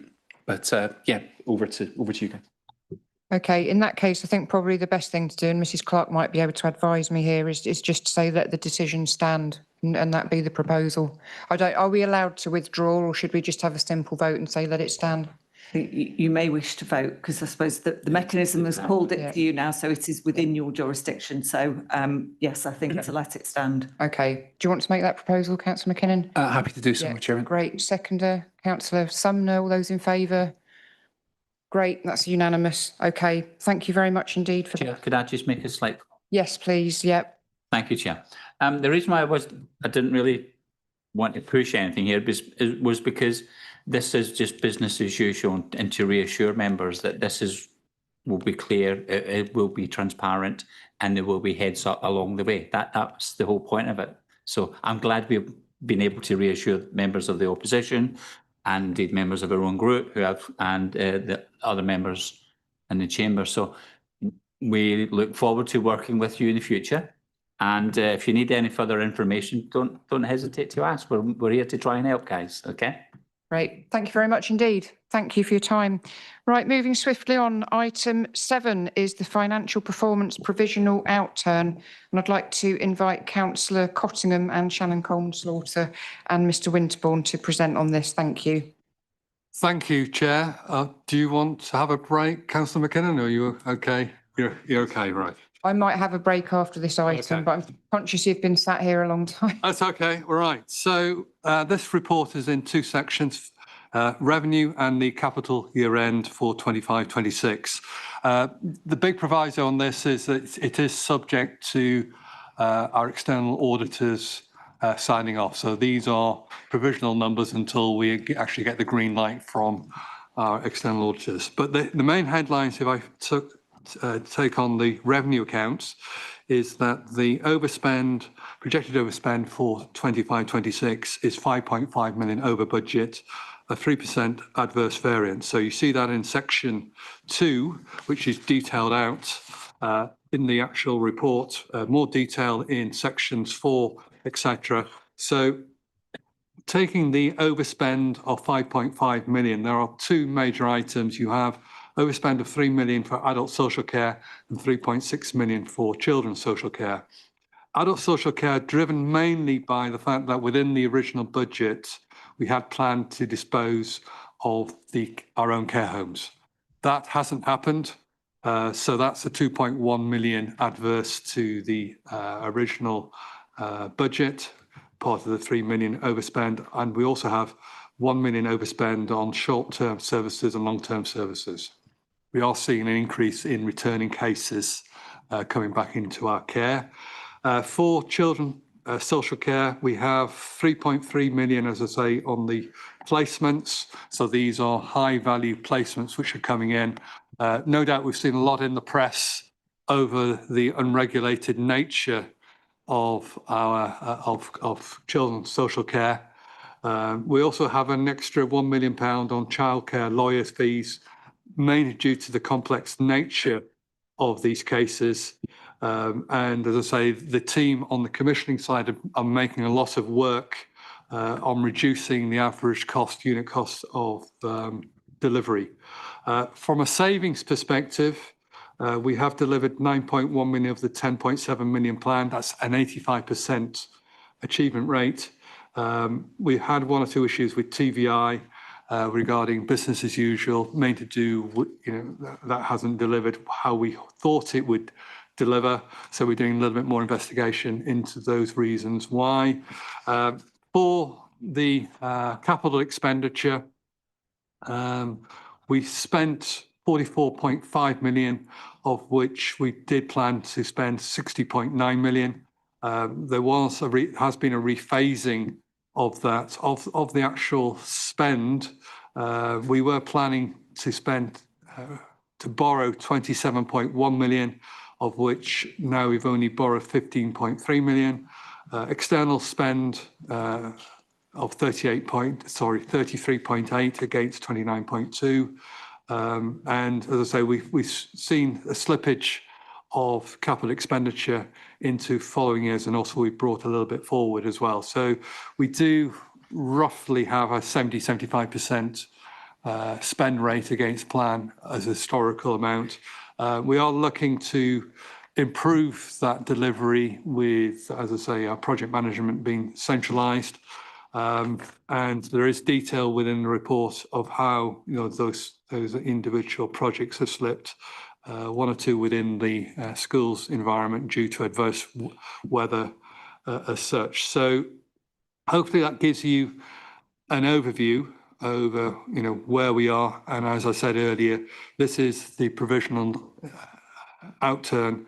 It will be subject to the sign-off later this summer by our external auditors, which will then, and I suppose the main sort of headline of the reduction in the revenue outturn is that we did project to have an EFS requirement of 20 million. That will be less. It will be roughly between the 16 to 17 million. So again, that's good news that the actual projected overspend has been trimmed from a 5.1% down to 3%. So there is as I say, financial benefit to us, which means we don't have to borrow as much EFS, which we've discussed at length in this chamber previously.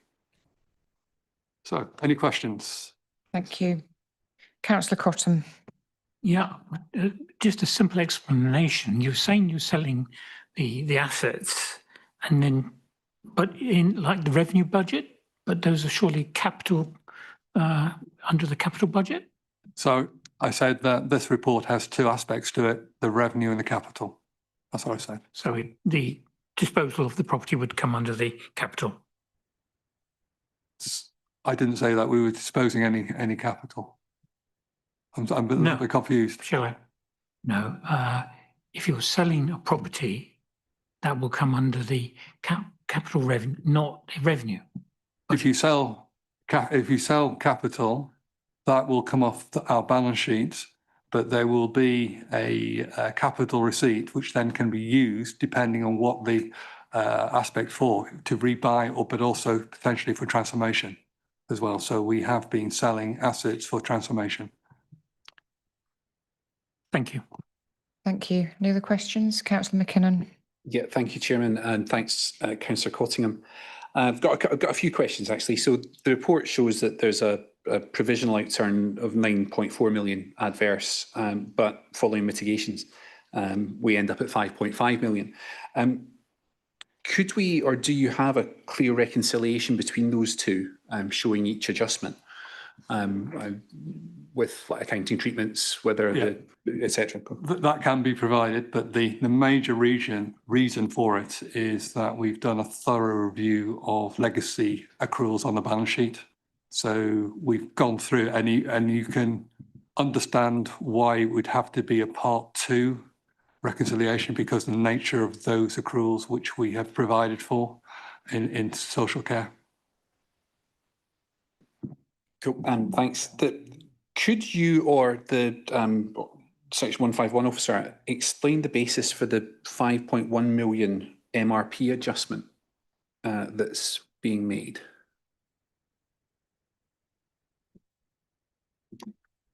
Yes, the MRP adjustment relates to, it's a planned adjustment we make every single year. It's to do with our MRP policy. We process it through. It's to do with how we finance. It's a provision around financing of capital, and it's also a cost of the EFS coming through. Is that a positive or a negative adjustment? It's basically a deduction to the general fund. That is what that means. We take money from the general fund and we move it to our capital reserves in accordance with the MRP policy. Again, just to follow that up, does that then have an impact on the amount of EFS that will be required to replenish the general fund? Essentially, MRP is one of those things we have to finance EFS via MRP, and that in turn then drives an EFS requirement. Which we have been lobbying central government that, due to the ridiculous nature of having to provide for borrowing for something which will not be an asset. So EFS in reality is revenue expenditure, but we're having to provide onto the balance sheet. It's almost like we are capitalising overheads for the future. So, you know, the benefit is gone. And we're having to have an MRP for it, which is, yeah, bonkers. That's one for me, I think, for the moment. There's a 4.3 million, I think, transformation expenditure was funded through the flexible use of capital receipts. Again, this is maybe a request for further information down the line, but would you have a schedule showing the spend by project, along with business cases and benefits of those? We do have that, and again, we can provide that to you. Okay, thank you very much. Okay, any other questions? No. Okay, I would like to ask something, if I can, about the Faraday Road, Councillor Cottingham. So in Appendix A, it talks about 1.1 million, which is going to be paid for using SIL funds for the playing pitch for 2026, 2027. I was just wondering when that's actually going to happen, because presumably the season is starting again soon. So will that project actually happen within that financial year? And also I understand that previously, I think it was the end of last year, there was a paper about Faraday Road saying it probably wouldn't be SIL funded, because if it was, then other projects might have to be cut or extra borrowing might be needed. So I was just wondering why there'd been the change of mind about now funding it all through SIL.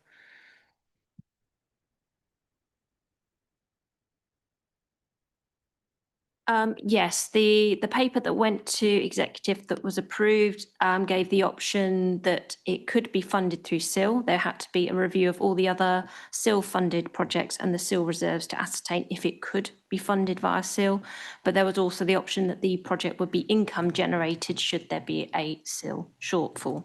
So a review was undertaken and it was ascertained that initially we probably can fund via SIL. It will be subject to regular review in year, and if that position changes, we will report it through our quarterly reports to the executive. Okay.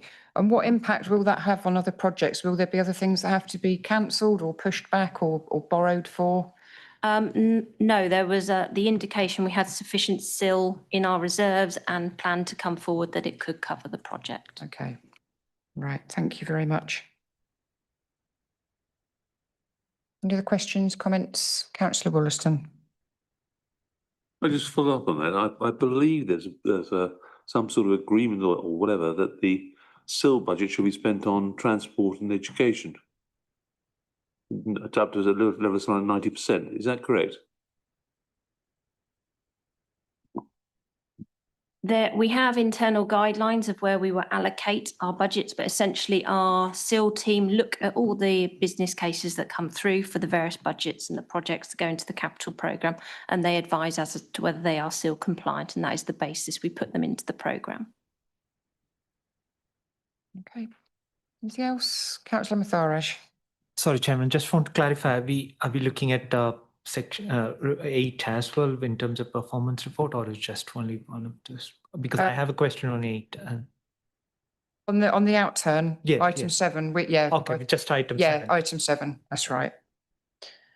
Okay, right, well, this is just for us to know, are there any points that we want to feed back to the executive? Anything in particular? I Yeah. continue to have a concern over Faraday Road. By the time we spent this, but the council has spent £2 million achieving a 3G pitch with some pretty ropey stands, containers to deal with the changing room necessity, and some floodlights. Seems an awful lot of money. I just wonder whether there's scope to do a review of how that money's been spent. Mm-hmm. We could look at that under our work programme Have we? later on. Thank Yeah, okay. Okay, great. Thank you very much for that. Can I propose we have a very short comfort break, literally about 3 minutes, if that's all right, because we've obviously still got a few things to get through. Are people happy with that? No loitering in the corridors chatting, just chop chop.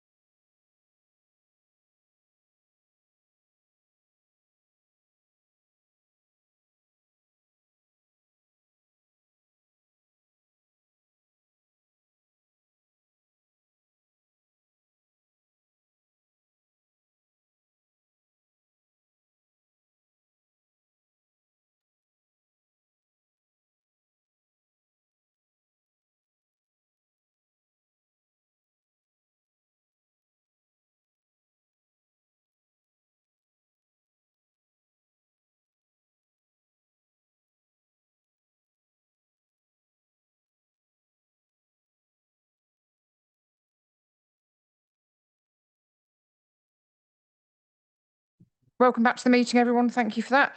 Right, moving on to item 8, which is the performance report for Q4. I'd like to invite Councillor Vicky Paul to present on this, please.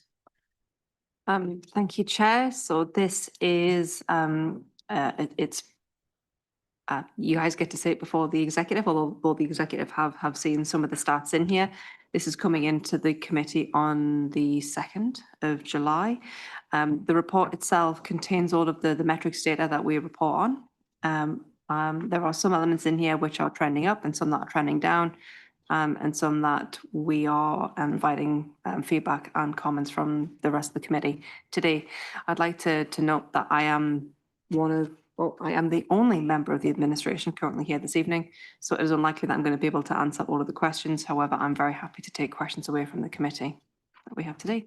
Thank you very much indeed. Any questions or comments from members, please? Okay. I'll start off by asking, if I may, about Graiseley. So we know it's been put back 2 or 3 times. The target in here is still for December 2025. Is that document going to be updated so that we get a true reflection of when it's now going to happen? Thank you, Chair. So the way that the data, because I asked that exact same question as well. When we put the dates into the document, that's the original date, and any change control is addressed in the comments. Okay. So we track it based on the original date. Okay, thank you. Councillor Matharaj. Chairman, just following up on that one, just on this number of items on page 57 and 57, their year-end drag is green, which is complete now. So it was December 25. So should that be blue or any other? Like, what I'm trying to ask is that, is it mean like still in progress and green, or is it green as in the sense it was green because it's complete? Sorry, Councillor Matharaj, can you remember, is it page 56, 57? 57, 50, 58. Still, It could be both. we don't use B. We don't use the blue to track. It's usually red, amber or green. So yeah, okay. So I understand, Councillor Poole, but what it would matter maybe is in the next report is to have maybe another column status to say, is it ongoing or complete? Because all these items in there, it was year-end target, December 25, and if it's still in progress, then it's not green after 6 months of the target completion, isn't it? That's what I'm trying to say, is that it may be green on other aspects, but from a status perspective, the rag green doesn't effectively convey everything. Thank you, Councillor. I stand to be, excuse me, I stand to be corrected. But once the status has been complete, so if a project is to deliver something, then once that has been completed, it will be marked as complete. Until that point, it will be red, amber or green. So if we look at HP, is that 18? Yeah. HP 18 is listed as complete and is green, whereas if you look at any of the other statuses that are trending, so if you look at, for argument's sake, HP 15, that will trend over 12 months and we'll report on that quarterly. That item will never be complete because you're reporting on the number of referrals allocated within the previous 12 months. That will always complete, whereas HP 18 would have a complete status attached to it and therefore it would be green and complete. Okay, Councillor McKinnon. Thank you, Chairman. Councillor Poole, you mentioned that you're the only member of the administration here this evening. You're the last redoubt. I'm disappointed that Councillor Codling's not here because I'm looking at the key operational performance indicators. That's Appendix C, and I'm seeing an awful lot of red in some quite worrying categories, like number of active fostering households, the number of children's social workers who've got more than 18 cases, and it goes on and on. There's an awful lot of red in this area. We've, in another place, in not the House of Lords, but the Children's and Young People's Scrutiny Committee, we've heard a lot about the Key Stage 2 attainment. That's just one example. What I wanted to ask was, for each of the KPIs which are rated as red, is it possible to see an action plan to recover those. So a responsible officer to get that back into amber and green, a timescale for when that's expected to happen. It's good that we have the detail of performance indicators, but where we do have red items in particular, we can't just say, well, it's red and here's why. Who's going to fix it? When's it going to be fixed by, and how's it going to be fixed? And that doesn't just apply to children's items. It applies really to all key indicators that are running red. Is that something you have internally, or is it something that you can share with us? Thank you very much, Councillor McKinnon. It's nothing that I presently have to hand. This report pack is a evolving beast. It is something that we look to continuously improve upon. It's an interesting comment. We do have officers that are responsible for each of the relevant KPIs. We haven't listed it in the report. I'm sure that there is information that we can share with you. I'd also like to comment that the KPI targets that we have per item are the targets that we have set rather than those that are set for us by central government or by our peers. This is what we believe that we should be attaining, and which are higher than the benchmarks that have been set. So we may be, what I'm trying to say, sir, is that we could be green in some KPIs, but we report on them as red because we believe that we can do better at them. Oh, I think that's admirable, but if you're setting targets in a particular area, it's those targets that are self-set, as you put it, that the council should be held to account on. So I wouldn't want you to excuse a red performance by saying, oh, well, it was a stretched target. It was hard to achieve anyway. If that's something that you're trying to achieve, let's find out who's the responsible officer, how's it going to be fixed, when's it going to be back on track. Thank you very much, Councillor McKinnon. I've just been reminded by Mr. Sargent that there's a question raised by yourself to the leader of the council on the 2nd of July's executive. Can we hold this question till then, because I'm conscious that the leader is probably working on a response to your question. Yeah, I guess so. Look forward to hearing it then. Thank you. Can I just ask a question about the potholes? Because I'm aware that we've been told we've got a green rating nationally for how quickly and how good quality the pothole problems are, but it's down there as a red. So can you explain to me, like, what the different, why do we think it's red if nationally we're being told it's good? So the red status on the potholes there, Chair, is, I believe, and I'll stand to be corrected by Councillor Gawley at a later date, but I believe that's because there was due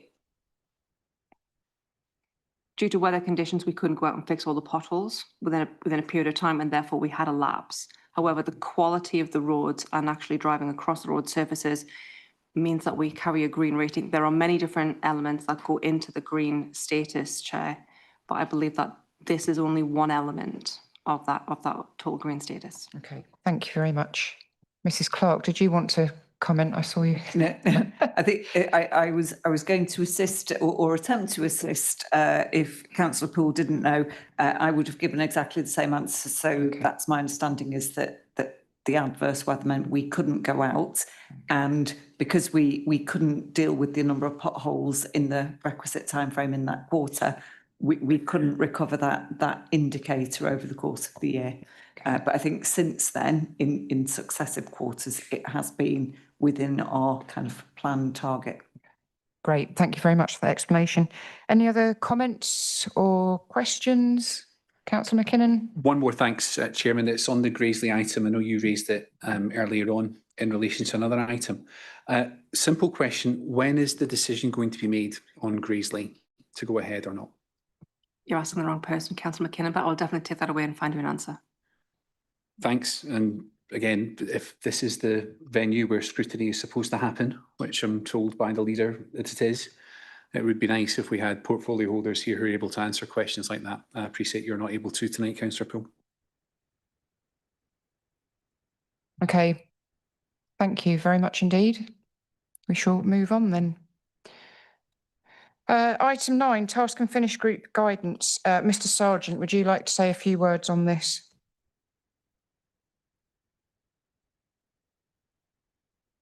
Thank you, Chair. I think it's recognised as good practice that to have guidance that sets a framework for how scrutiny, task and finish work is undertaken is a good thing. It helps to set a clear framework for reviews and provides clarity for councillors, officers and contributors.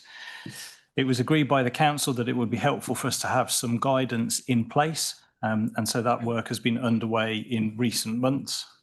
The document circulated for this evening's meeting is produced based on good practice guidance provided by the Centre for Scrutiny and Governance.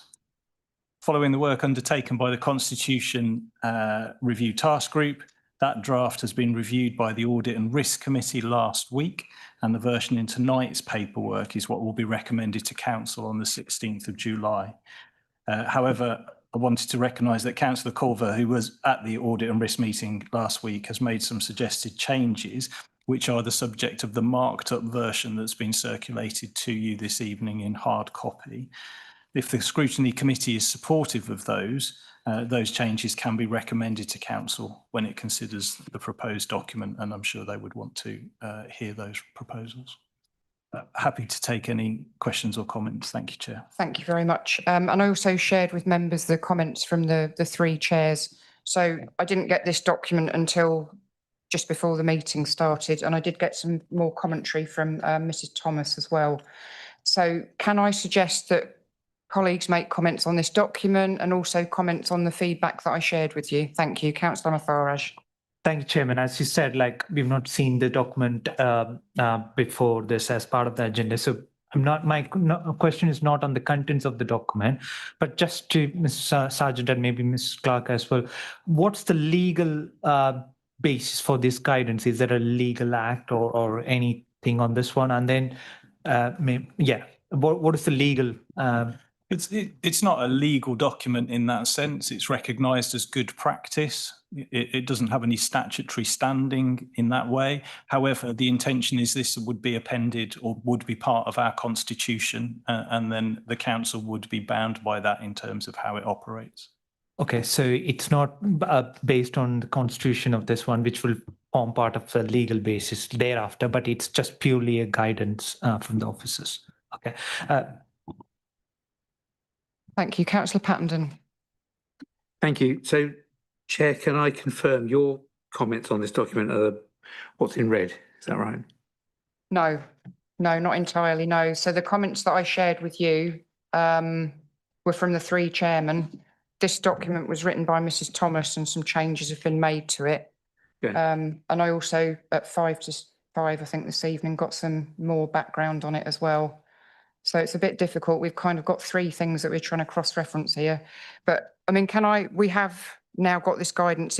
Can I suggest that you comment on the bits in red and whether or not you're happy with those changes, but also the stuff that I sent to you as well. So if there's anything in particular in there that you think we ought to include in this document, then, please do take this opportunity to say so.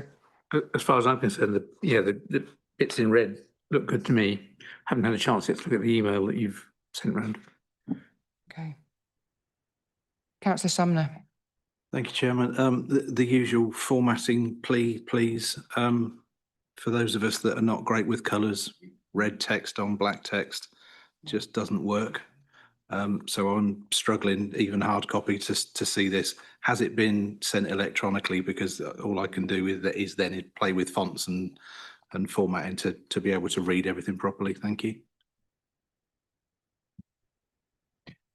It can be sent to you electronically. Is there a particular colour or a way that it would be helpful to mark it up for you? Just if you highlight that would work equally as well. Thank you. I'll get that done for you. Chair, I'd like to second that, being colour challenged, shall we say. So one of the things that was mentioned to me, I think it was by Councillor Bowick. So we know that former executive members can't serve on a task and finish group if they were responsible for the decisions at the time that we are then scrutinising. But he was wondering, he was concerned that might mean that some members are overlooked in the future to be part of those groups. So I don't know if there is any latitude at all for any changes to that in the future. I'm conscious that in our constitution it says that if you were on the executive at the time you cannot serve, but Councillor Boak was just a bit concerned that might overlook expertise from certain individual councillors. I think we can certainly go and look at that, but I think it's if you were a member of the executive when the decision under scrutiny is being when that decision was taken. So I think we had when we did the task and finish group on London Road, that because that had taken place over such a long period of time, there were certain members who were impacted by that. So I think members or members, former members of the executive, if they wish to sit on a task and finish group, I would suggest that they seek advice as to whether that would cause problems. But I think it's involvement, and I think our constitution states it is the involvement in decision. So if you were a decision maker, you cannot scrutinise the decision that's under review in effect. So that could in theory also impact members of the planning committee. So I think I would just highlight that. So I don't think it's an absolute barrier against former members of the executive from ever taking part in a scrutiny task and finish group or as members of scrutiny itself. Yeah, I think it's just about the specific topic. So, I mean, it says here, nominated members should ensure that they have no prior involvement in the matter being considered. And then in red, it says members who have any concerns about this should seek guidance from the monitoring officer. So is there a danger that what the Constitution already says about excluding former executive members would clash with this guidance, which perhaps seems a bit more, it gives you a bit more latitude? I'm not sure that I can have a look now. I'm not sure that the exact wording of the Constitution does conflict with that. I think it says if you were a member of the executive when the decision, and I don't think it's as narrow as just executive. I think what it says is if you were a member of a decision-making body and you are reviewing a decision taken by that body, then you in effect are precluded. So it's to stop any suggestion that a member is marking their own homework, to put it in that way. Thank you very much for that. Councillor Reid. I mean, there are final points that I'd like to feed back on later, but I am concerned that we've still got smart in there. Can't we just use the word practical? Recommendations should be practical. I mean, in reality, isn't it down to the corporate board and executive to say whether they're going to be achievable or time bound or various other things? It's down to them to define when they'll be able to achieve those. We just need to come up with practical recommendations. It's the whole point of a task and finish group, isn't it?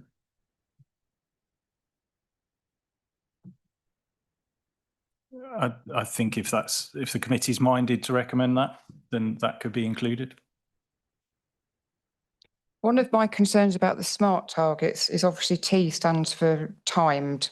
And I'm just concerned that were we to say to executive, we think you should do, person X should do activity Y by date Z, could executive turn around and say, well, no, the date that you've proposed is completely unrealistic and thereby reject the recommendation?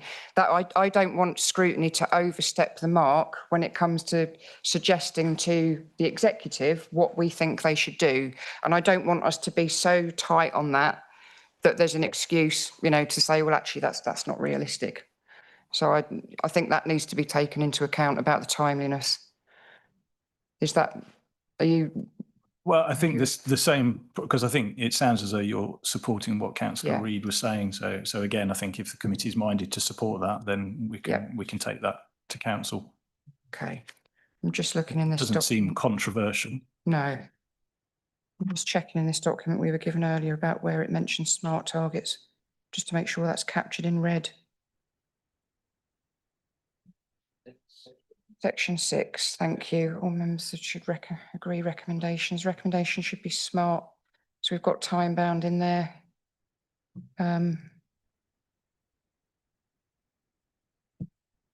Yeah, I just think we need to say something like, recommendations shouldn't be so specific that they would be rejected by executive as unrealistically, detailed.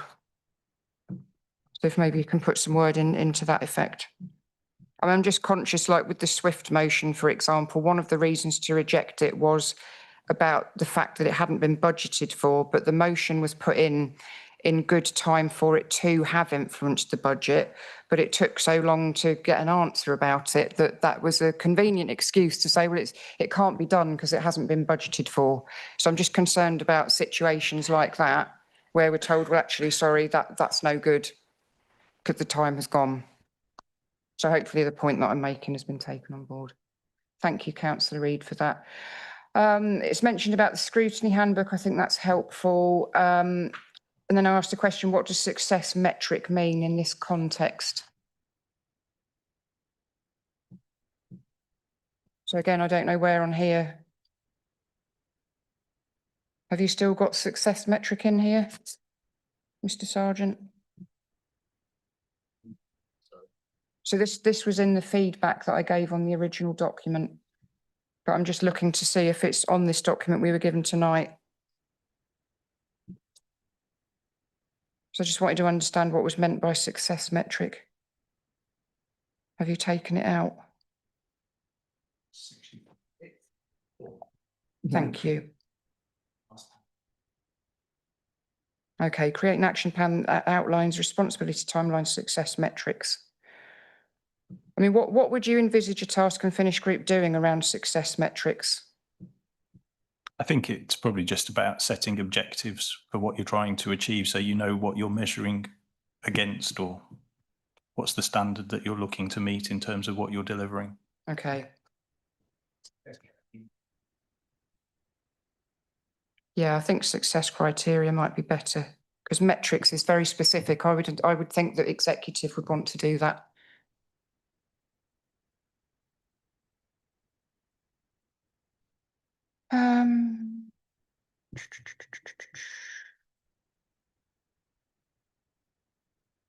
And then the only other thing was about the length of report and the number of recommendations.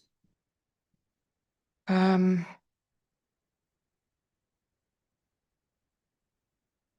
don't know if that's in here. I mean, I would just say it's really unhelpful to get this document just before a meeting and to have had an email from a senior officer at 5 to 5 when we've been talking about this for months.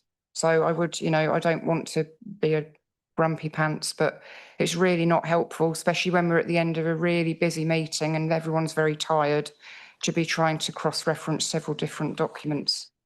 Do members have anything else they want to say on this? No. Councillor McKinnon. As you're just on section 6, actually, so the end of the first paragraph, all members on the task group should agree the recommendations before they go forward. What happens if you've got 5 members of a task group, 4 agree the recommendations and 1 genuinely disagrees? What happens then? So I think that was inserted in response to some of the feedback, but perhaps that could be nuanced, because I recognise that may not be possible. And if it's the case where you can't have unanimity, we wouldn't want the work of the task group just to grind to a halt because of that. So yeah, a bit more nuance would be nice. Yeah, I agree with that, because with the Sports Hub one, we didn't all agree on everything, but I think we just made a note of that in the minutes for the task and finish group about who had supported it. So I think, yeah, if we just say we'll make sure that we minute that when we have task and finish groups, just so it's very clear about who has supported it and whether people who haven't supported it and for what reason. Okay, good. Mrs. Clark. I just didn't know whether it would assist to clarify the point that had been raised earlier around membership. So in the council bodies rules for the Resources and Place Scrutiny Committee, and I think the general rules apply across the board, but in paragraph 3.4 it states no member may be involved in scrutinising a decision in which they have been directly involved. Any query about the meaning of directly involved will be decided by the monitoring officer. So I think it is to that point that was raised earlier. It is not just previous members of the executive. If it was a planning matter or a licensing committee matter, then that would preclude members who were sitting on that committee at the time the decisions were taken. Okay, thank you very much for that. Okay, right. Item 10, appointment of task and finish groups. Now, I'm conscious that Councillor McKinnon raised this at the last meeting about the possibility of having a Budget Task and Finish Group. Do you want to say anything about this, Councillor McKinnon? Yes, so I think I've shared with you, Chairman, draft terms of reference, which still needs a little bit of work, to be honest. But no, we're still very keen to have a task and finish group set up to scrutinise the budget process. Really, get under the bonnet of how the budgets are put together, how that maybe compares to best practice, across other councils. Maybe learn some lessons there. So, yeah, and I would certainly hope to be able to share the draft terms of reference with members of the group very, very soon for comments. Okay, great. Yeah, if you could do that, that'd be good. When I saw the terms of reference, I think I gave some feedback and said that it'd be good to be forward-looking in terms of what we do around budget making. So not just to look back at a previous budget, but like you say, to look at best practice, look at what various industry organisations recommend, see what's best practice from the LGA and from other councils, and work that into it. And as we've mentioned before, it is best practice for Scrutiny to have a role in budget making throughout the year. Not all councils do that, but the best ones do that. And that is not to say that the executive should show their hand early and tell us all the detail of what's going to be in their budget. That obviously isn't realistic. But for us to be involved in the budget making process in more general terms, I think would be very helpful. So yeah, if you could share that as soon as you've had a chance to finish that. This is incorporated your feedback, Chairman. Great. Okay, yes, if you could share that by correspondence, that'd be really helpful. Are members happy with that? And then we can have a look at that in more detail next time. Thank you very much indeed.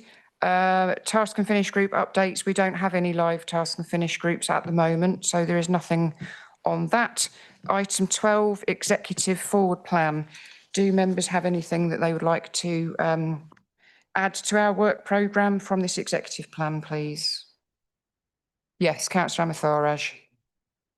Chairman, I would look to see Councillor McKinnon's point on this one. I'll wait for that. But having reviewed all these executive plans, let's be proactive and see if we can, as Councillor Patterson mentioned, like before it goes to the executive, can we get an opportunity to review this? I'm not sure the 2nd July is possible. It's not possible. It's impossible. But looking towards like the 31st July, the parking amendment, Thatcham 20-mile speed limit scheme, Ashmore Green, the speed limit, and Bucklebury is one.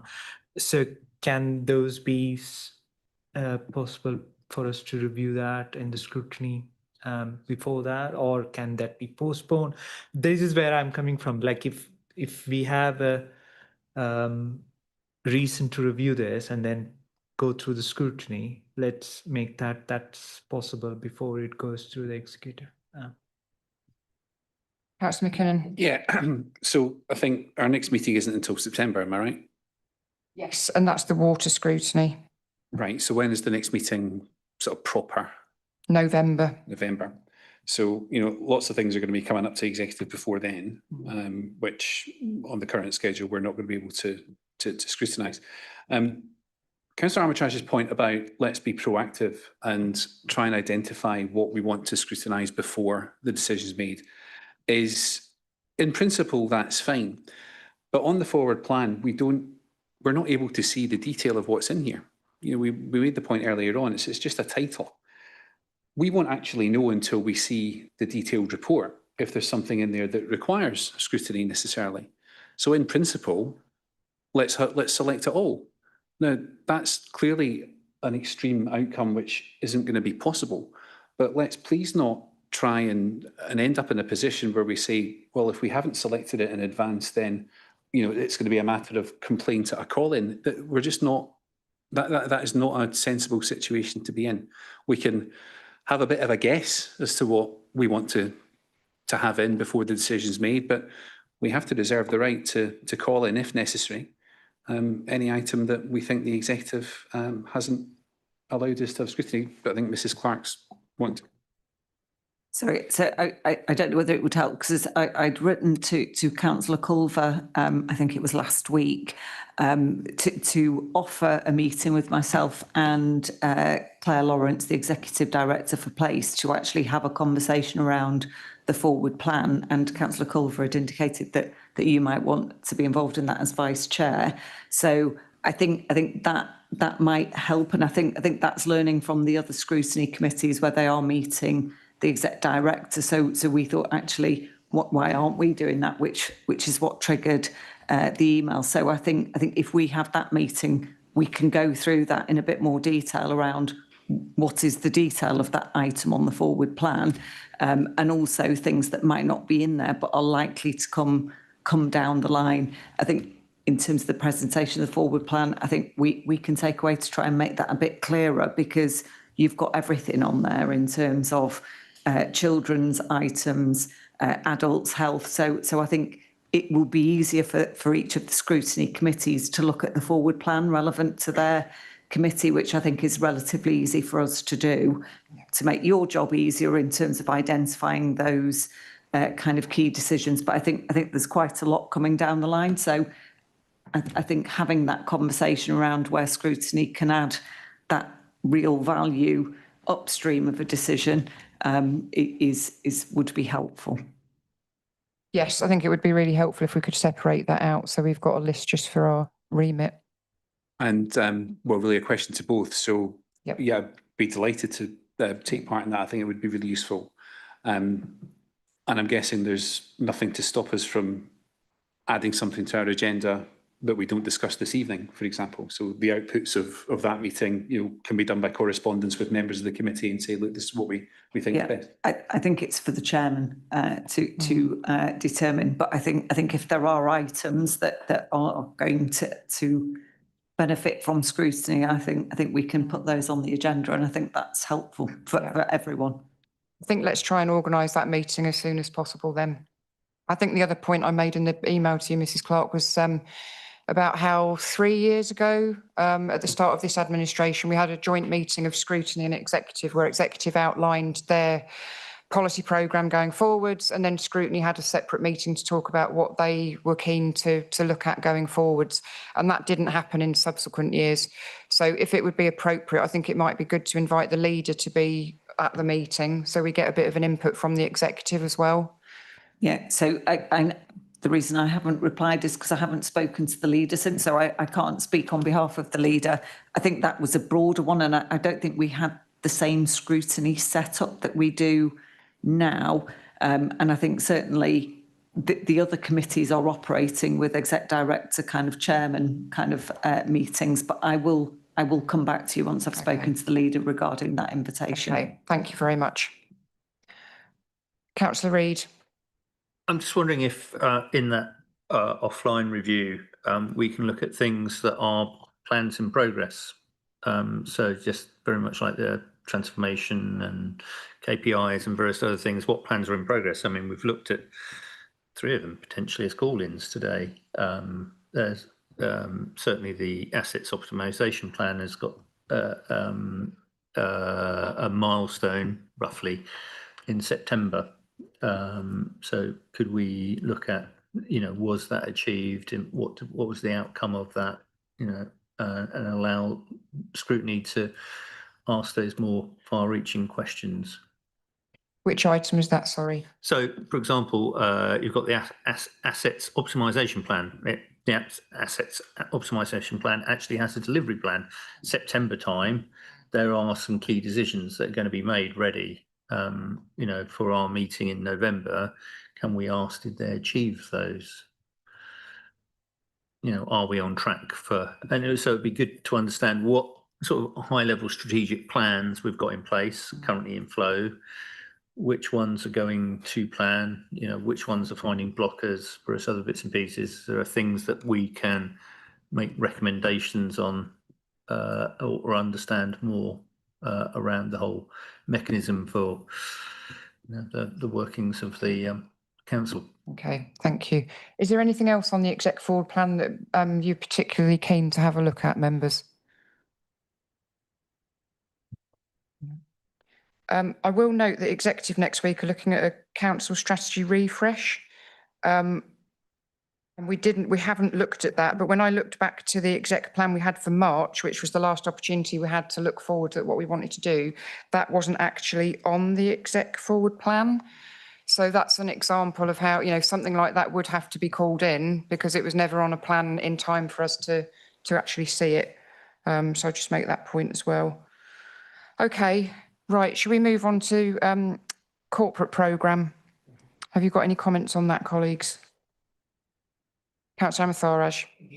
Thank you, Chairman. Again, on the same principles, I think it would be useful, as Councillor Rees said, some of the items in the corporate programme deserve our scrutiny, or at least on the progress they are making, because there's been some questions around their RAC status or the progress being made. So can I please request, like on yeah, as a chair, you can determine in terms of items to be brought into the November's one, at least on the status of these programs in there, because there are a number of things here which is of importance. All of them are important, but at least some of them can be brought to see that, okay, what is the progress that's been made for these items? Is that something that can be incorporated into the corporate plan that we see, Mrs. Clark? Because I'm conscious, like Councillor Amatharaj, some of the dates have slipped by quite a bit.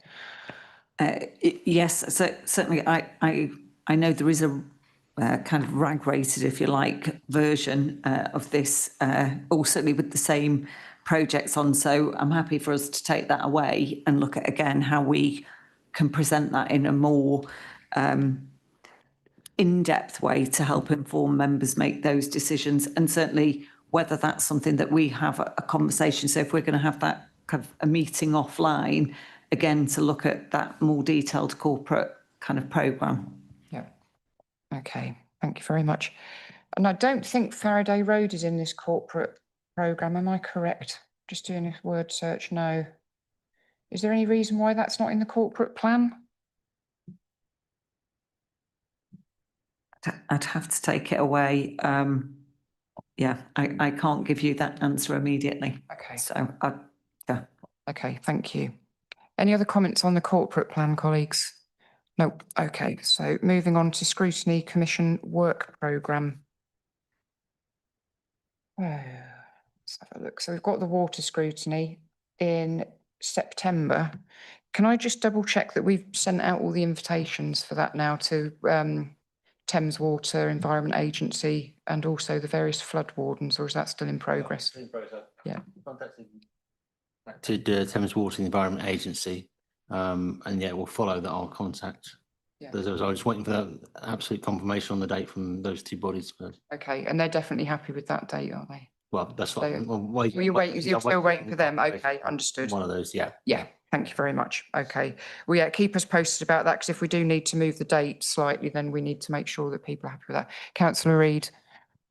Will we have the same number of rules for third-party organisations like the Pang Valley Flood Forum? I was just wondering if we could discuss whether we can give them a little bit more time or questions. I think we kept them very much to like 1 or 2 questions. I wonder if we can give them a bit more latitude. I think we asked them to submit a question in advance so that officers and Thames Water and the Environment Agency had an opportunity to provide an answer and not have to say, I've got to go away. And then I think we let them have a supplementary as well. So do you think we should probably allow them to ask a bit more than that?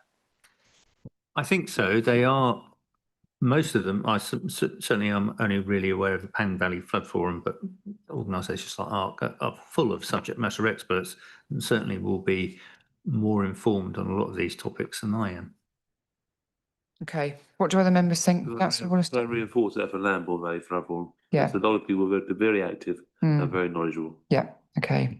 I'm wondering whether we ought to start that meeting a bit earlier that evening, just to give us sufficient time, because they have been quite long meetings in the past. I think we've done 3 before, so this would be the 4th. Yeah. Would a 5:30 start be amenable to people? And obviously the officers would have to comment on that as well. Would you be able to investigate that and see if 5:30 is okay? Yeah, I think that would be helpful. Okay. You never know, we might get through it quicker than that, but we don't want to run out of time.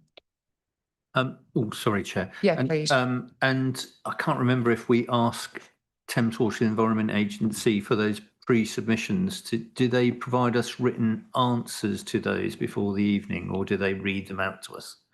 I think in hindsight they did. I seem to remember seeing something from Thames Water that was quite detailed. Councillor Cotton. Yeah, we never did get a reply as to the ownership of the Thatcham sewage plant. We asked several times, I think. Okay. And I'm still very concerned that they've not as responsible as they should be, because if that fails, then the whole of not only Thatcham but downstream is going to be in serious trouble. And we've seen what happens when they fail. I mean, they decimate the rivers and the fish stock and all the other wildlife. So I just really, a very important part for me would be establish what is the responsibility for the Thatcham sewage plant, please. Okay. Especially as we're going to get another couple of thousand houses. What are they going to do about that? Okay. And then 5G was mentioned a while ago. I think it's in the action log, but it's not in the work programme. And I can't remember who it was who suggested we look at it. I think it was 5G in rural areas. Can anyone recall who proposed that, and do they want to flesh out their reasoning? It wasn't me, but No. I totally support it. Yeah. I've had quite a few complaints. Get that to 99% coverage. Okay. Chair, I'd like to say yes, we desperately need this because we've got masts all over the place in Thatcham and we aren't getting any 5G. I've been looking at it in various places. It would be very, not just, I mean, obviously the rural is equally important, but I mean, if you're not even getting it in the urban areas, what chance have we in others? Okay. So can I ask Mrs. Clark and Mr. Sargent, could you advise us about which officers we might need to include in that conversation, and do we need to get external people in as well for that item?